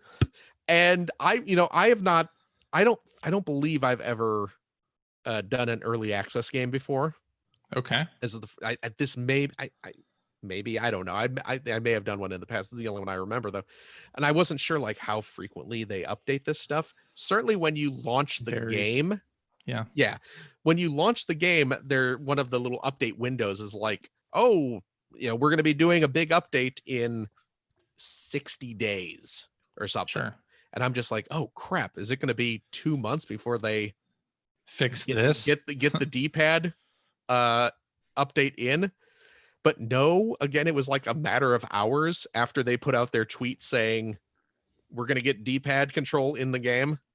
And then like I said, within a couple hours, they put it out. It's almost like it was there and then taken out. I mean, they probably knew, because I'm sure like every indie dev, they probably had a sort of friends and family thing where people played it before the early access launched, and they probably gave them that feedback. They probably didn't go into it like thinking, we're not going to get this piece of feedback. It's just a matter of how strongly people react to it, maybe. So they probably knew something was going to happen, and they probably had a fix like ready just in case. Oh yeah, I'm sure. But so the same day I complained about it, it got fixed. Okay. So you played it again after that? And... So I played it for I probably have about 2.5 hours put into it at this point. But yeah, I'm loving it. It's great. Cool. I would think this would be the kind of game, Phil, that you should maybe even check in at the Steam community and just see what people are saying. And like, since you are such a fan of the first game, like, who are they? Who's the Steam community? The joy to me of early access is that your feedback, the community's feedback, is influencing the development of a game in a lot of ways. So like, I would think your feedback would be very valuable to them. Mm-hmm. Now, you see, I'm a professional in the industry, though, so I kind of expect to get paid for that sort of thing. I see. That's called consultation work, CJ. Oh, right. This is don't do it for free. I gave him my $15. Did they know who you are? You paid them. Yeah, I paid them. If they want more from me, they can come to me. They can talk to my people. We'll figure something out, I'm sure. Yeah. But yeah, I'm really enjoying it so far. I do miss the kind of pixel look of the original game. Right. This new one, it's all, it's looks more but it doesn't look bad. It looks it looks great. Good. It looks great. So, don't get me wrong, it looks great. Yeah. It's just I really really liked the pixel look of the original game, and so I miss it, even though, like you said, this doesn't look it looks good. It looks really nice. Maybe they'll put a pixel mode in. Oh, maybe. That'd be Who fun. knows? Suggest that. Get on the community. Hey, art team. I know you spent months creating the assets for this game. Would you like to do it again? Yeah. Would you like to redraw everything in this game again, but differently? Exactly. Yes. I can't imagine they would appreciate that. But I'll be fine with it. They did alter some of the mechanics of the game, just in terms of collecting power-ups and adding new abilities to your character and things like that. So it's structured A little differently. Yeah, Okay. it's similar but different enough where I'm kind of like, ooh, I don't really know what I'm supposed to do in terms of finding things, but yeah, I did going through one of my runs, I did find an area with like it had kind of a Metroid vibe, because I found this game's equivalent of a Chozo statue. Okay. You know how in Metroid you would find one of the big bird statues and it's holding an item and you collect it. So I did that and got a like the dash ability. Now I'm desperately looking for a double jump. I need to get the double jump in order to really start maneuvering the way I used to maneuver through Rogue Legacy. I gotta have some dash. I gotta have some double jump. But yeah, it's as far as like you're talking about like missing areas, I have not encountered any of that because Sure. I'm not good enough at the game to really get through other areas yet.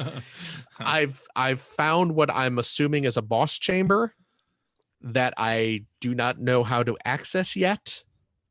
I found like a big door. Yeah, I find a room with a giant door, which is, it's at least in the first game, that's denoted a boss. Sure. And then like on either side of the door there are these lanterns, and if you hit them they start burning, and I'm assuming you got to do something to activate both of them at once, but I've not been able to do it because they start burning and they go out real quick. So Okay. but yeah, so I'm still kind of learning that stuff.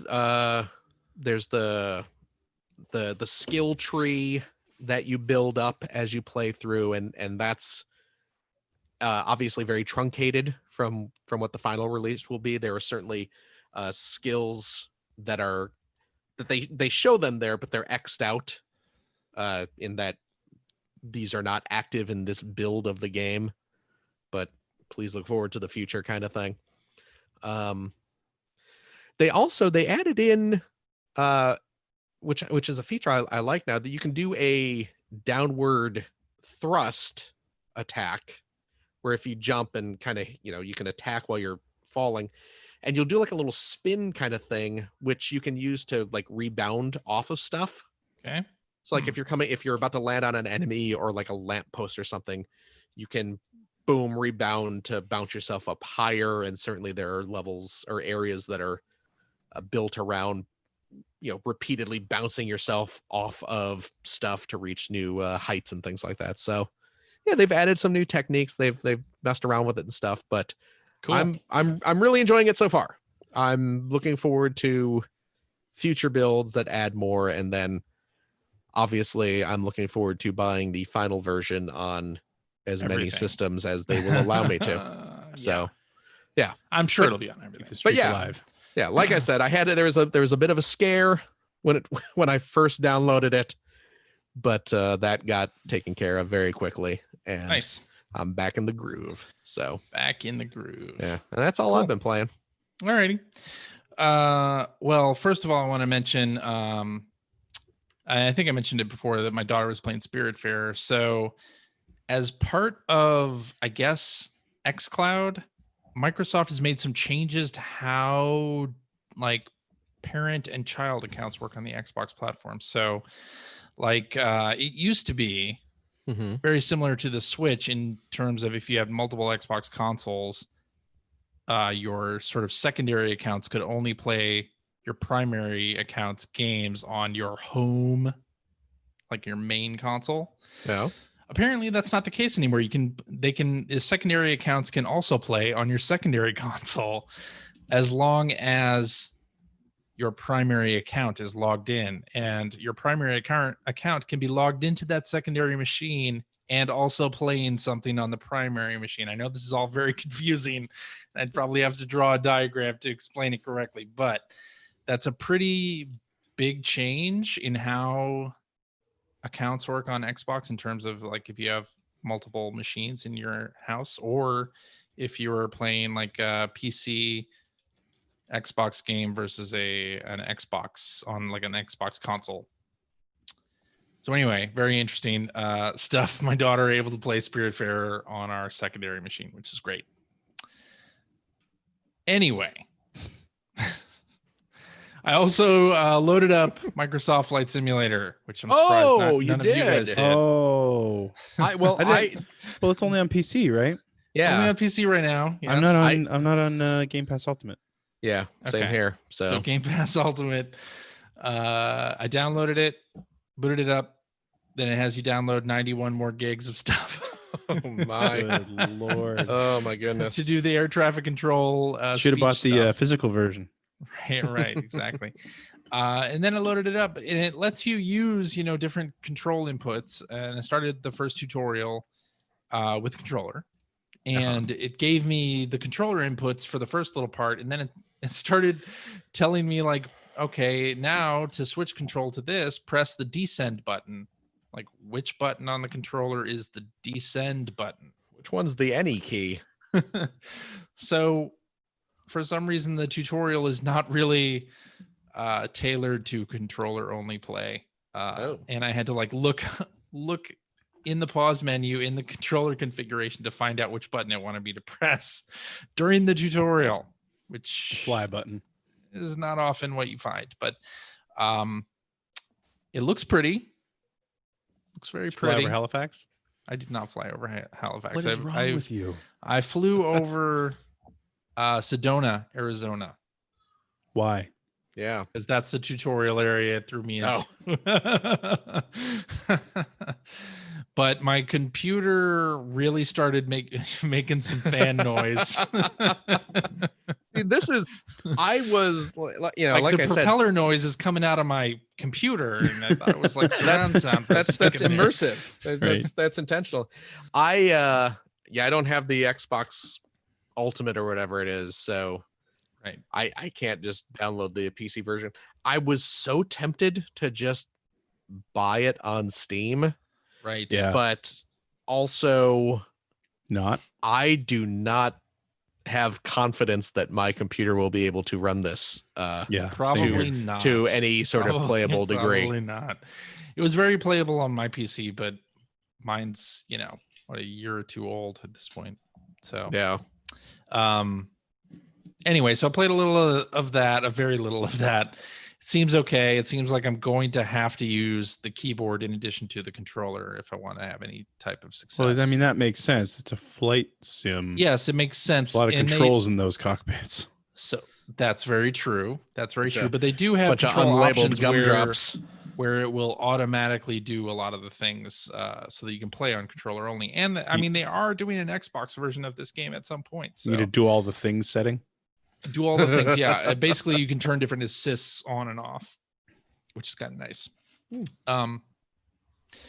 So yeah, then I played some Sea of Thieves, of course. I'm playing Sea of Thieves, but they updated the game last week, and Sea of Thieves is really good.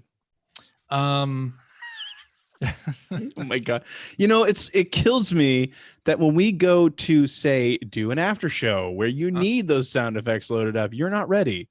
You're never ready. But now you've got it loaded up. I want some goddamn mother effing chocolate milk talk. Sea of Thieves is really good. Exactly, I agree with Greg. So played it this week. They had a new update, and my daughter really wanted to fight one of the Ashen Lord events in this game, which as most kids do. Yeah, I mean, came out in the last update. One of those dreams. Oh man, it was Ashen Lord event. It was one of those things where everybody playing the game wanted to do it, so it became like a very contested thing, and you're in a shared world. So it would have been very hard for me and Charlotte to like show up and want to do this event and actually get out of there alive. But we did this week because that sort of hype has died down and people aren't going to that event as much. So it was just great fun. She is getting way more confident with her sword and gun skills in Sea of Thieves. and In her Sea of smack Thieves. talking abilities as well. It was The great. real world, there's still work to be done. Yeah. Well, of course, yeah. But that was it was a fun little daddy daughter moment in Yeah. the game. Were you tooling around in your Battletoads ship? No, I You was know not he using the was. Battletoads You know ship he at was. that time. Ah, But I did unlock that. Yes, of course. nice. But anyway, yeah, I'm still playing Sea of Thieves, still enjoying it. Have the Battletoads livery. They're doing like a summer event where you have to redo some of the things. It's like basically like reminding people of all the different events that they've had over the course of the past 2.5 years, and they have new cosmetics to unlock as part of it. So one of the really early events that they put in the game had you like meeting up with other crews and cannoning yourself off onto skeleton thrones that were like positioned very high up on islands. And it got to the point where the skeleton thrones, it's just it's sort of like it's a filler event. It feels like a filler event. But anyway, as part of this summer thing, they wanted you to The level get of criticism I another- don't expect from CJ. Talking about another Sea of crew Thieves. to come Yeah, no with kidding. you and get on a skeleton throne. And Mike and I were able to convince another crew to actually sail up to an island and spend time cannoning ourselves onto this chair that's like, 150 feet in the air and sit down with another crew. It was great. It was just really funny that we found a crew Oh my on God. the sea that was willing to do this like very filler. You're not going to get any gold at the end of this mission What do you get at the end? for like a half hour. You get like 1,000 gold. Oh, That's But- gold. you get gold, just Doing- not. That's 1,000 more than any. Doing these, I have 16 million gold right now. Ooh, look out, everybody. But so to do these things, like to find a crew that will actually be friendly enough to want to go and do this stuff with you is hard enough. But to find that on like the first day of the event was great. Well, you found something really special, and I think that's great. I think when you have an encounter like that, you really gotta hold on tight. You gotta savor those moments, treasure them, pun intended, to be Sea sure. of Thieves is really good. There it is. Anyway, I don't think anything I more hate needs you. to be said. It is really good. And I'm still playing it. So that's all I've been playing. And now that means it's time. Want some goddamn mother effing chocolate milk. Whoa. See, Or what tweets. bothers me about that is that people who aren't watching this aren't going to know that I'm not actually saying that stuff. But Sea of Thieves when is do really you, good. when do you not want some chocolate? Oh, I always milk? want chocolate milk. Don't get me wrong, but I wouldn't Mm. curse so much. Really. Are You're you not sure? that? You sure? Dun, You like dun, chocolate milk. dun. You just don't like it that much. Exactly. What sound samples do you have of me? I know you got me doing the Tweedly Deedly Dee song, but I do. do you have any What else other? do I have? I don't think so. Really? Uh, I am saying words. there you go. There you go. Got that one. But I mean, is that it? Yes. I'm a I quipping really want the show machine, to end sometime soon. and that's all you have is I'm saying word. That's it. the only one. Yeah, you don't say anything that's. Well, you don't normally ever shut up, so Yeah, but You need to say things that are more catchy, that are soundboardable. oh, okay. Yeah, like this one. Sea of Thieves is really good. Anyway, that means it's time for tweets. Look out for the backdraft. Huh? You use that one? Huh? Tweet, tweet, tweet, tweet, tweet. The box in the tree top on the death line, rocking on the bottom of the love to hear the robin go. On what? On what street? Let's do this one from Hacker Alias Scoop Jessica, who says, "Heavy sigh. Oh. E3's 25 games women enjoy fiasco. Oh. Thoughts?" So this obviously, well, maybe They not let obviously, 'cause dames play video games. They removed the article after did they? it picked up Did they? some steam. But yeah, E3, so the ESA put out an article on their website that was 25 games women enjoy, and it was stuff like Bejeweled and pretty cool that they were It was able like- to get an article from 1999 to run. It Yeah. really felt like that. It really did. This is why boys like Pokemon. I CJ. wrote half of that. I know article. you did. Correct me if I'm I wrong. remember that. You wrote the of boy that half, right? article. I wrote the boy half. Yep. Because they're tough. I wrote. Because they're cool I monsters. believe that. I wish is I'm probably- trying to find the actual list. Of from the E3 thing. Yeah. Yeah, but it was like Animal Crossing and But it was No, and it was also- like Solitaire and Kim Kardashian's phone game. Yeah, Oh, yeah. It was, my. stuff it was like it was that. terrible. It was It just was a like terrible list. Oh, what? boy. But it was Somebody- also playing into so many awful stereotypes, Oh, right? yeah. All at once. Wow. They took it pulled- down though. They took it down after people got upset, rightfully so, because it was a terrible piece. Oh man. Yeah. And I don't That's- think did they write it? Like somebody They tweeted wrote when it. just as it was blowing up, somebody on my timeline tweeted where it's just like it just felt like some social media person had a quota to fill and they like retweeted or Repackaged reposted something. some old again like 1999 list that and didn't even think about it, didn't even read it. You know what I mean? Like it Yeah. was just, Maybe. it's just God. E3 apologizes for sharing Yeah. sexist article listing quote games that women enjoy. Number one. Oh wow. What's that? The number. You know what the number one game I on, don't know on that what the list number one was? game was. No. The number one game, the number one video game that women enjoy, ladies, Sudoku. Although it also said girls. That was the other thing that it called out was that at the very Oh. first line was something like girls like gaming just as much as men or something like that. And it's Wait, like, what? whoa, wait. Hello? Yeah. I'm learning so much. It's like, wow. Terrible. Oh my gosh.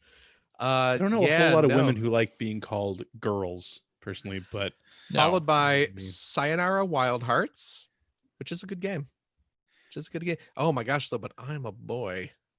Am I allowed to play Sayonara Wild Hearts? well, it's okay for you to like games. Are that you girls allowed like to too. feel things when you play I don't- games? I don't know.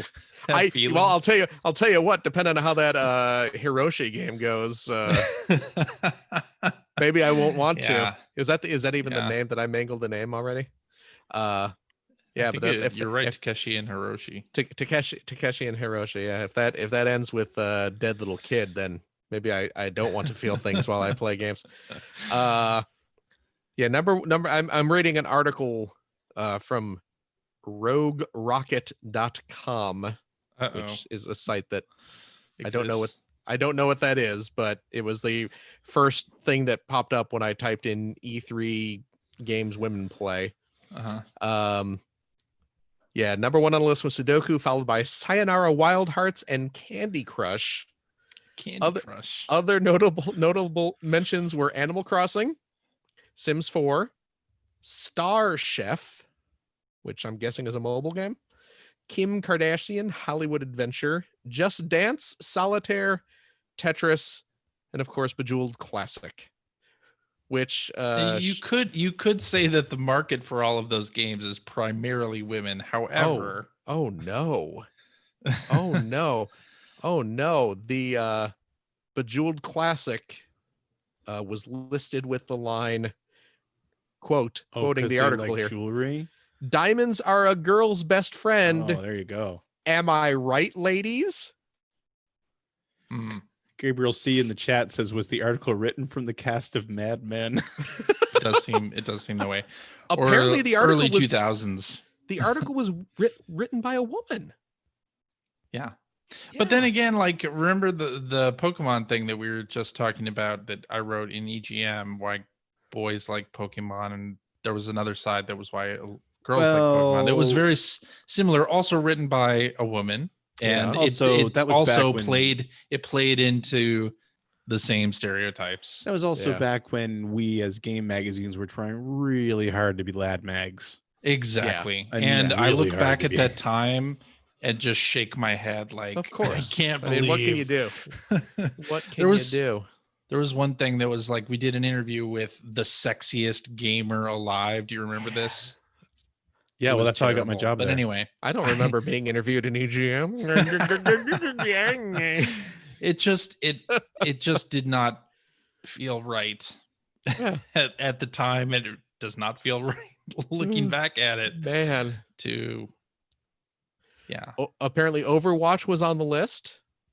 And what was written about that was women like it since it has a lot of female heroes to portray, giving them a chance to hold their own amidst the boys, and for its fantasy element. So Overwatch is a great way for women to pretend that they are as good as men. So although am I will right, say, ladies? I will say, yeah, that's partially true. Not hold your own with men, but the fact that there are female avatars that you can play as, that is important. Because that's something that absolutely, that's something that I've seen my daughters definitely react to that in a big way. When I loaded up Battletoads with my daughter, she was like, "Where's the girl Toad?" Yeah. Oh yeah. It was very much. I was like, it was the 90s. There was none of that. It was the 90s, and there were no time for women. No. We were too busy playing Clax. Yeah. Or indeed proposing to our girlfriends through Clax. Right, Micah? Boom shakalaka. You guys know what I'm talking about there, right? I do, yeah. Yeah, Mike, friend of the show, recent guest. He I was he the only one who worked on the Game Boy Color Clax? Probably. He programmed the Game Boy Color version of Chris Charla might have worked on that as well, maybe. I don't remember. But Micah worked on the Game Boy Color version of Clax, and he hid like a million little secret Easter eggs in it. And among them was a proposal to his girlfriend that she did not find until I was gonna say years after the fact. But I mean, was Clax on a list of games women played, or I don't know. I don't know if it was on this one. So maybe that's why they took the list down, because they realized they had to amend it and get Clax on there. There you go. But I think we figured it out. Yeah, no, that's anyway. That's a shame. Terrible article. Yeah, I'm glad they pulled it down. I can't believe they put it up in the first place. Well, I think that there was some truth like to that where nobody read it. No. Yeah. All right, let's do this one from Hacker Alias Biggest Jimmy, who says, "Did you watch High Score on Netflix?" And I don't know, man. I've met some big Jimmys in my day, so I'm gonna need some photographic evidence here. Need the receipts. Yeah. All right. Did you watch High Score on Netflix? If you did, what did you think of it? I did watch the first episode and a half. Busy watching Carol Burnett. The first episode kind of it starts out with some ET stuff and then circles back around to ET again with Howard Scott Warshaw, but talks about the 2600 and about arcade games, and sort of tells a bunch of like little stories in between. So you get like a history of Pac-Man with an interview with the creator, and then Space Invaders as well with an interview with that creator. And they kind of go into talking about how the guys who reverse engineered Pac-Man and Missile Command to make upgrade Pac-Man kits then made Miss Pac-Man. So they explain that whole thing, which I knew about, but I had never seen interviews with the people who had actually done it, which was fun. Yeah. They talk about Jerry Lawson, who is the creator of the game cartridge. Yeah. So they do a lot of really fun. So I don't know if you've ever seen on YouTube the series Great Big Story. No, did not. Anyway, it feels like this documentary is done by a lot of that same team, where it's like a bunch of little stories about the early days of video games, late 70s, early 80s, in one little package. And it's narrated by Charles Martinet. And it's good. It's really good. I think it's the type of thing that even young people who don't know a lot about video game history could really like grab onto, because it has a lot It's in of short snippets, so they won't short lose snippets, interest. well paced. Yeah, exactly. It's gonna hold interest. So yeah, I'm looking forward to watching more of it. Yeah, I haven't watched it's in my queue. I added it to my queue, but I haven't had a chance to sit down and watch it yet. But very much looking forward to it. Yeah, Yeah. me too. Speaking of Netflix, Avatar: The Last Airbender's on there. You should be watching it, CJ. I did hear that earlier in the show, and but also episodes speaking of this show. Yeah. speaking of Mike Micah, the the show that the animated series that he worked as a consultant on, Glitch Techs, the second season of that just went up on Netflix. Oh, cool. Yes, And Finn and I watched the first season when that went up, and we enjoyed it quite a bit. It's a really fun little show, and we watched the first episode so far of the second season, and yeah, it continues to be a really cute little kind of action cartoon that is just chock full of video game homages and it's really cute. It's a really fun little show. So if you have not checked out Glitch Techs, check out Glitch Techs. It is a lot of fun, and has a really catchy theme song as well. So yes. All right, let's do this one from Hagrelius Base Guy GT, who says, yesterday, I reorganized my plastic bins of video games. I put all the unplayed games in one bin. Oh, there are about 20 of them. How many games would be in your unplayed bin? I don't even want to think about that. How long, like, does unplayed mean literally unplayed? Never booted? How big is the bin? I mean, like, if I play a game for an hour, does that count as unplayed? If I play a game for 5 minutes, does that count? Because these are all very valid questions. These are, yeah. It would certainly affect the size of the bin you'd need. I don't think I have any games that have been 100% unplayed. Never played. Oh, as in you never opened them and even tried them? Yeah. I don't know that counts as played, though. I mean, hey, this works. Next. Yeah, well, that's the thing. Yeah, it's like I have significantly fewer of those now that I got rid of my NES collection. Sure. But like, probably a good 85% of my NES collection was, okay, I tested this game cart, it works, it's gonna go on the shelf, and that's the last I'm ever gonna play of Fisher Price Firehouse Rescue. If that is the name of that game. I probably have especially from like PlayStation 1 era through PlayStation 2 you're about to say what I was about to say. I have a lot of sealed games that I got in game giveaways from the magazine that I just never played, maybe without any intention of playing. In terms of like games I bought and never played, that's number is significantly lower, because if I bought a game, I definitely played it at least a little bit. Finished, no, but like Mario Sunshine or something, I bought it, played a little bit of it, and put it away.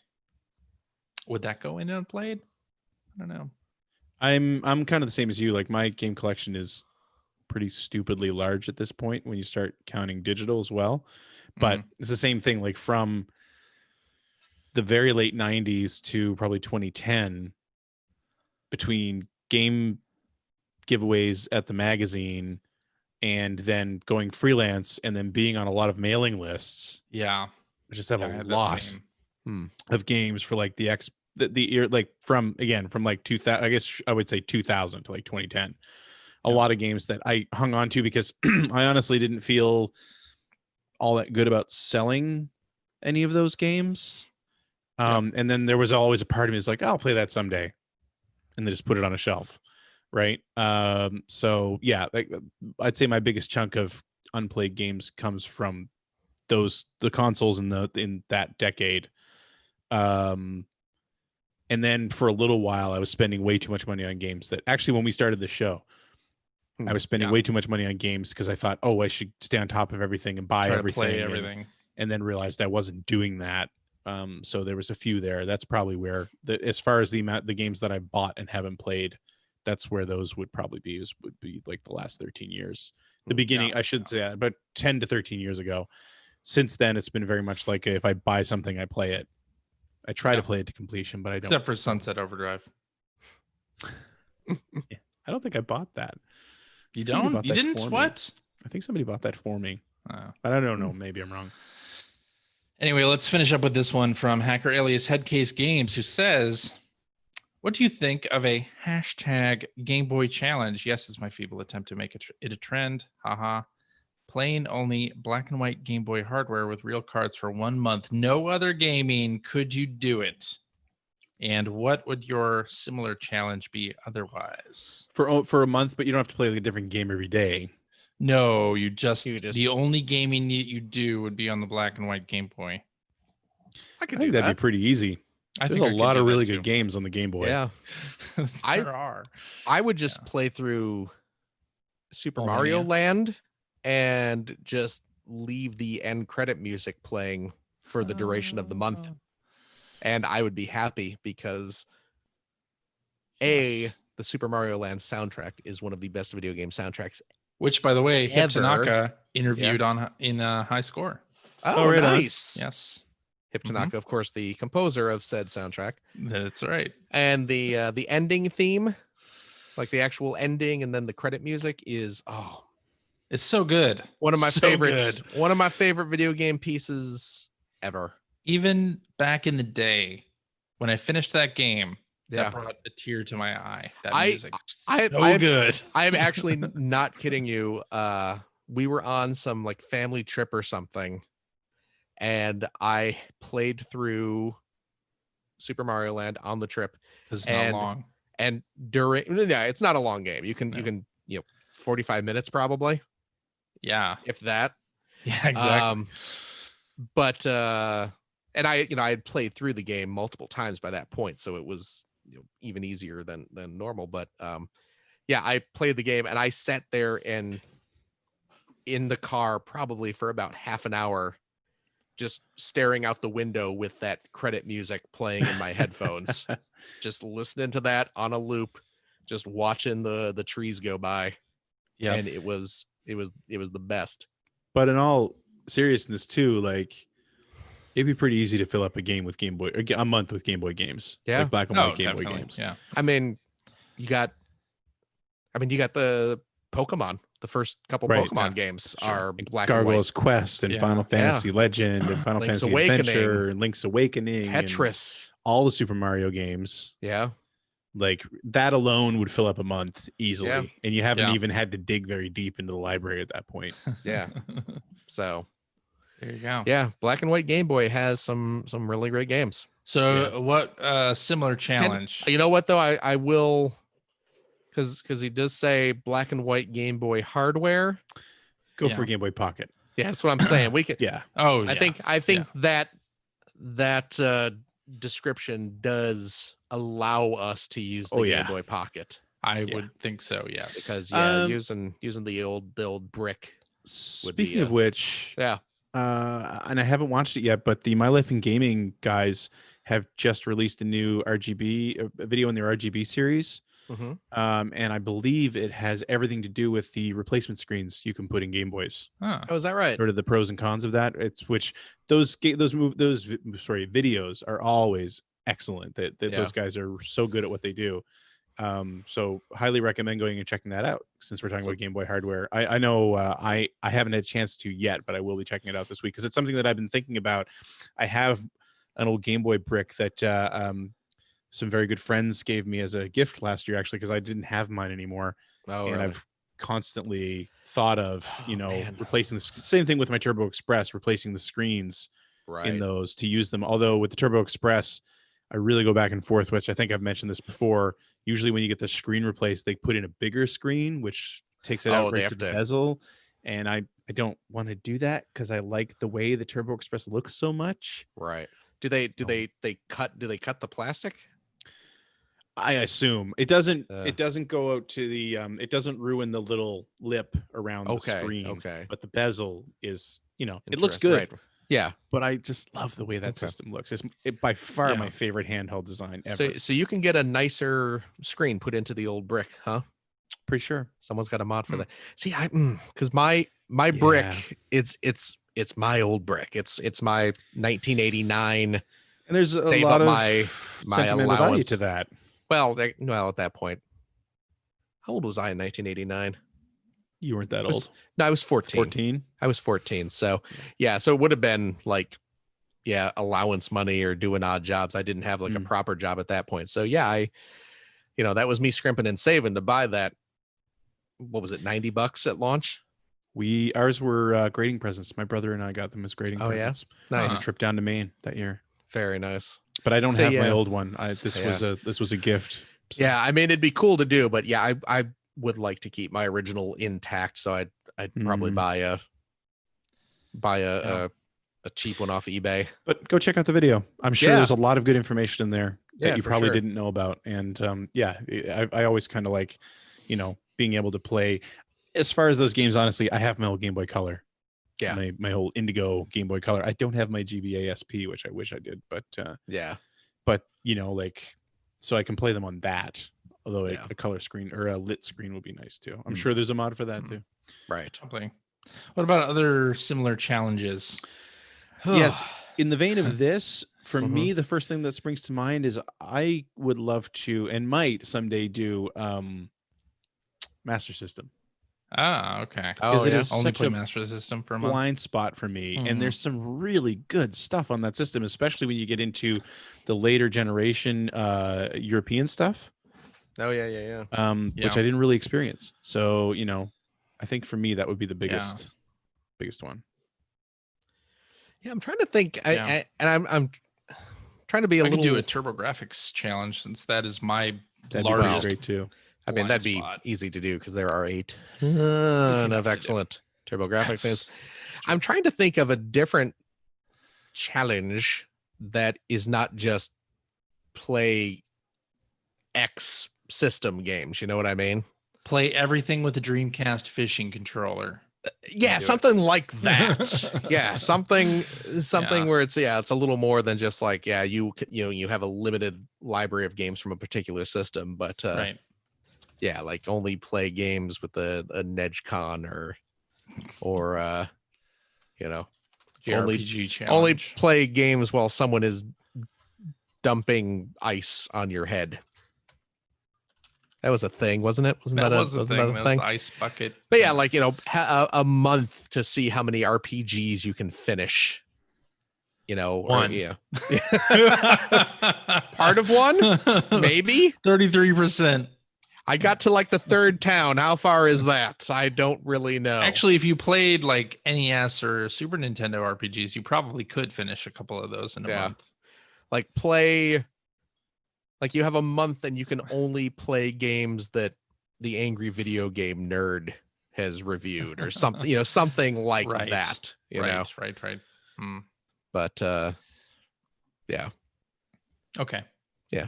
I think this is where we should end it. We've gone long. Wow. We've gone long. We have. Alrighty, and that is our show for this week. Thank you very much for listening. If you have a question for us or would like to comment on something you heard, you can direct that to @P1 Podcast on the Twitters, or you can go to our internet website at player1podcast.com. There you'll find our contact information. You'll find blog entries about Sega CD stuff. You'll find new Generation 16 episodes as they are posted. You will find show notes and links to everything that we talked about on the show. I'll probably have to link to like St. Elsewhere and Sledgehammer and all that stuff. That'll be in the show notes. You know it. It'll be in there. But if you'd like missed a game that we talked about and want to refresh your memory, it's all in there. It's all in the show notes. It's in there. It's in there. Mm-hmm. It's in the game. And you can also find a link there to Greg Stewart's Twitch streams at twitch.tv/Seward. You stream on Monday, Tuesdays, Thursdays. at 9 p.m. Eastern. 9 p.m. Eastern. And Yes, indeed. and where can people, is it on your Twitch stream? Is it on YouTube where people, if they want to see the Ice Cream YouTube. Social Player One crossover? It's on YouTube, and it's actually on that. If you look at the previous videos on that Twitch channel, you'll see it there as well. Okay, cool. Yeah. But yeah, or youtube.com/Seward. You can Yeah. find them there. Cool. Indeed. You'll also find a link to our Discord server where you can discuss video games and other stuff with us and our other listeners. If you would like to subscribe to the Player One Podcast, you can do so by visiting playeronepodcast.com or by loading up your favorite podcast listening application. We're also on Spotify. We're on Stitcher Radio. You can like us on Facebook. You can watch video archives of our show or watch us broadcast live most weeks on the youtubes.com/P1 podcast. Follow our Twitter account at P1 podcast to find out when we are going to be broadcasting our next live show. It's usually Sunday nights, 5:30 specific time.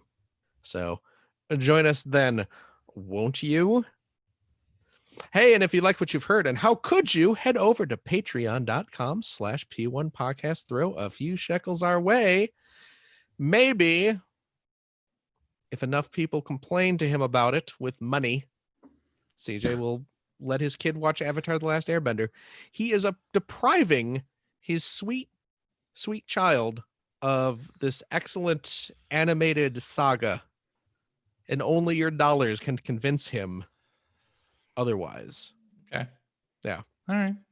But you know what? Seriously, friends, your Patreon dollars do, of course, help keep our show afloat, keeps the lights on, keeps the zoom in, all that jazz. And of course, if you are a Patreon subscriber of the $5 tier, you do gain access to a special weekly bonus show where we play games, we crack wise, we crack rise, we quack rise. Quack wives. We quack rives. Okay. We crack wise. Yeah. And all the stuff we can't do on the regular show. We will be playing. Because CJ won't let us. No, What? he really won't. Yeah. We're gonna be what are we doing this week? CJ, we got a game to play? Yeah, we got a Jeopardy game. Oh, those are fun. Those are. We're gonna play a Jeopardy game. You get to see us make idiots of ourselves. And Yeah, we we do did pretty that well quite last week. often. Yeah, we actually did pretty well last week. So Yeah. we'll see what happens this time around. If you want a sampling of what our post shows are like, CJ every Thursday night lately has been posting old bonus shows from like 2 years ago. They may be old, but they're still But good they're for just as relevant as they were then. they're In fact, the last one was a quiz about the game.com with Bill Mudron as a guest. Oh, there we go. Yeah. Old, but can still show you a good time if you let them. It's true. Just like us. It was still a good time. Just like us. But yeah, check that out, friends. We hope to see you in the after shows. And of course, if you have a couple bucks left over, head over to generation-16.com where you will find Greg Stewart's outstanding, and it is outstanding, web series about North America's favorite runner-up, the Sega Genesis. Thank you, Phil. And yes, please go check out that new episode. Yep. I think you'll be very happy. Laser active and episode. Yeah, drop me a line. Great. It's If great. you, thank you, Phil. And of course, as Greg points out, you are paying per the episode there. So Yes. if Greg takes 12 months to make an episode, you just pay once during those 12 months, man. You will find no better bargain on Patreon, except of On course the the Player internet. One. Well, let's not go Okay, crazy. well, yeah. I mean, On you Patreon, can, sure. yeah. Yeah, that's it. CJ, thank you. No. Thank you, Phil. Thank you. Well, I appreciate your thanks. Gregory, Yo. thank you. as Thank you, well. Philip. Thank you for the thank you. And of course, thank you to all of our wonderful, beautiful listeners out there. Every single one of you. You are the best. We think you are great. We really actually kind of do. Thanks for tuning in. Please be safe. Take care of yourself. Take care of your family, your loved ones. We hope to see all of you next week. My son's friend is calling to do some FaceTime. I bet they want to play some Minecraft together. So I'm assuming. please look forward to that. See y'all next week, folks. Later. Bye-bye. Bye-bye.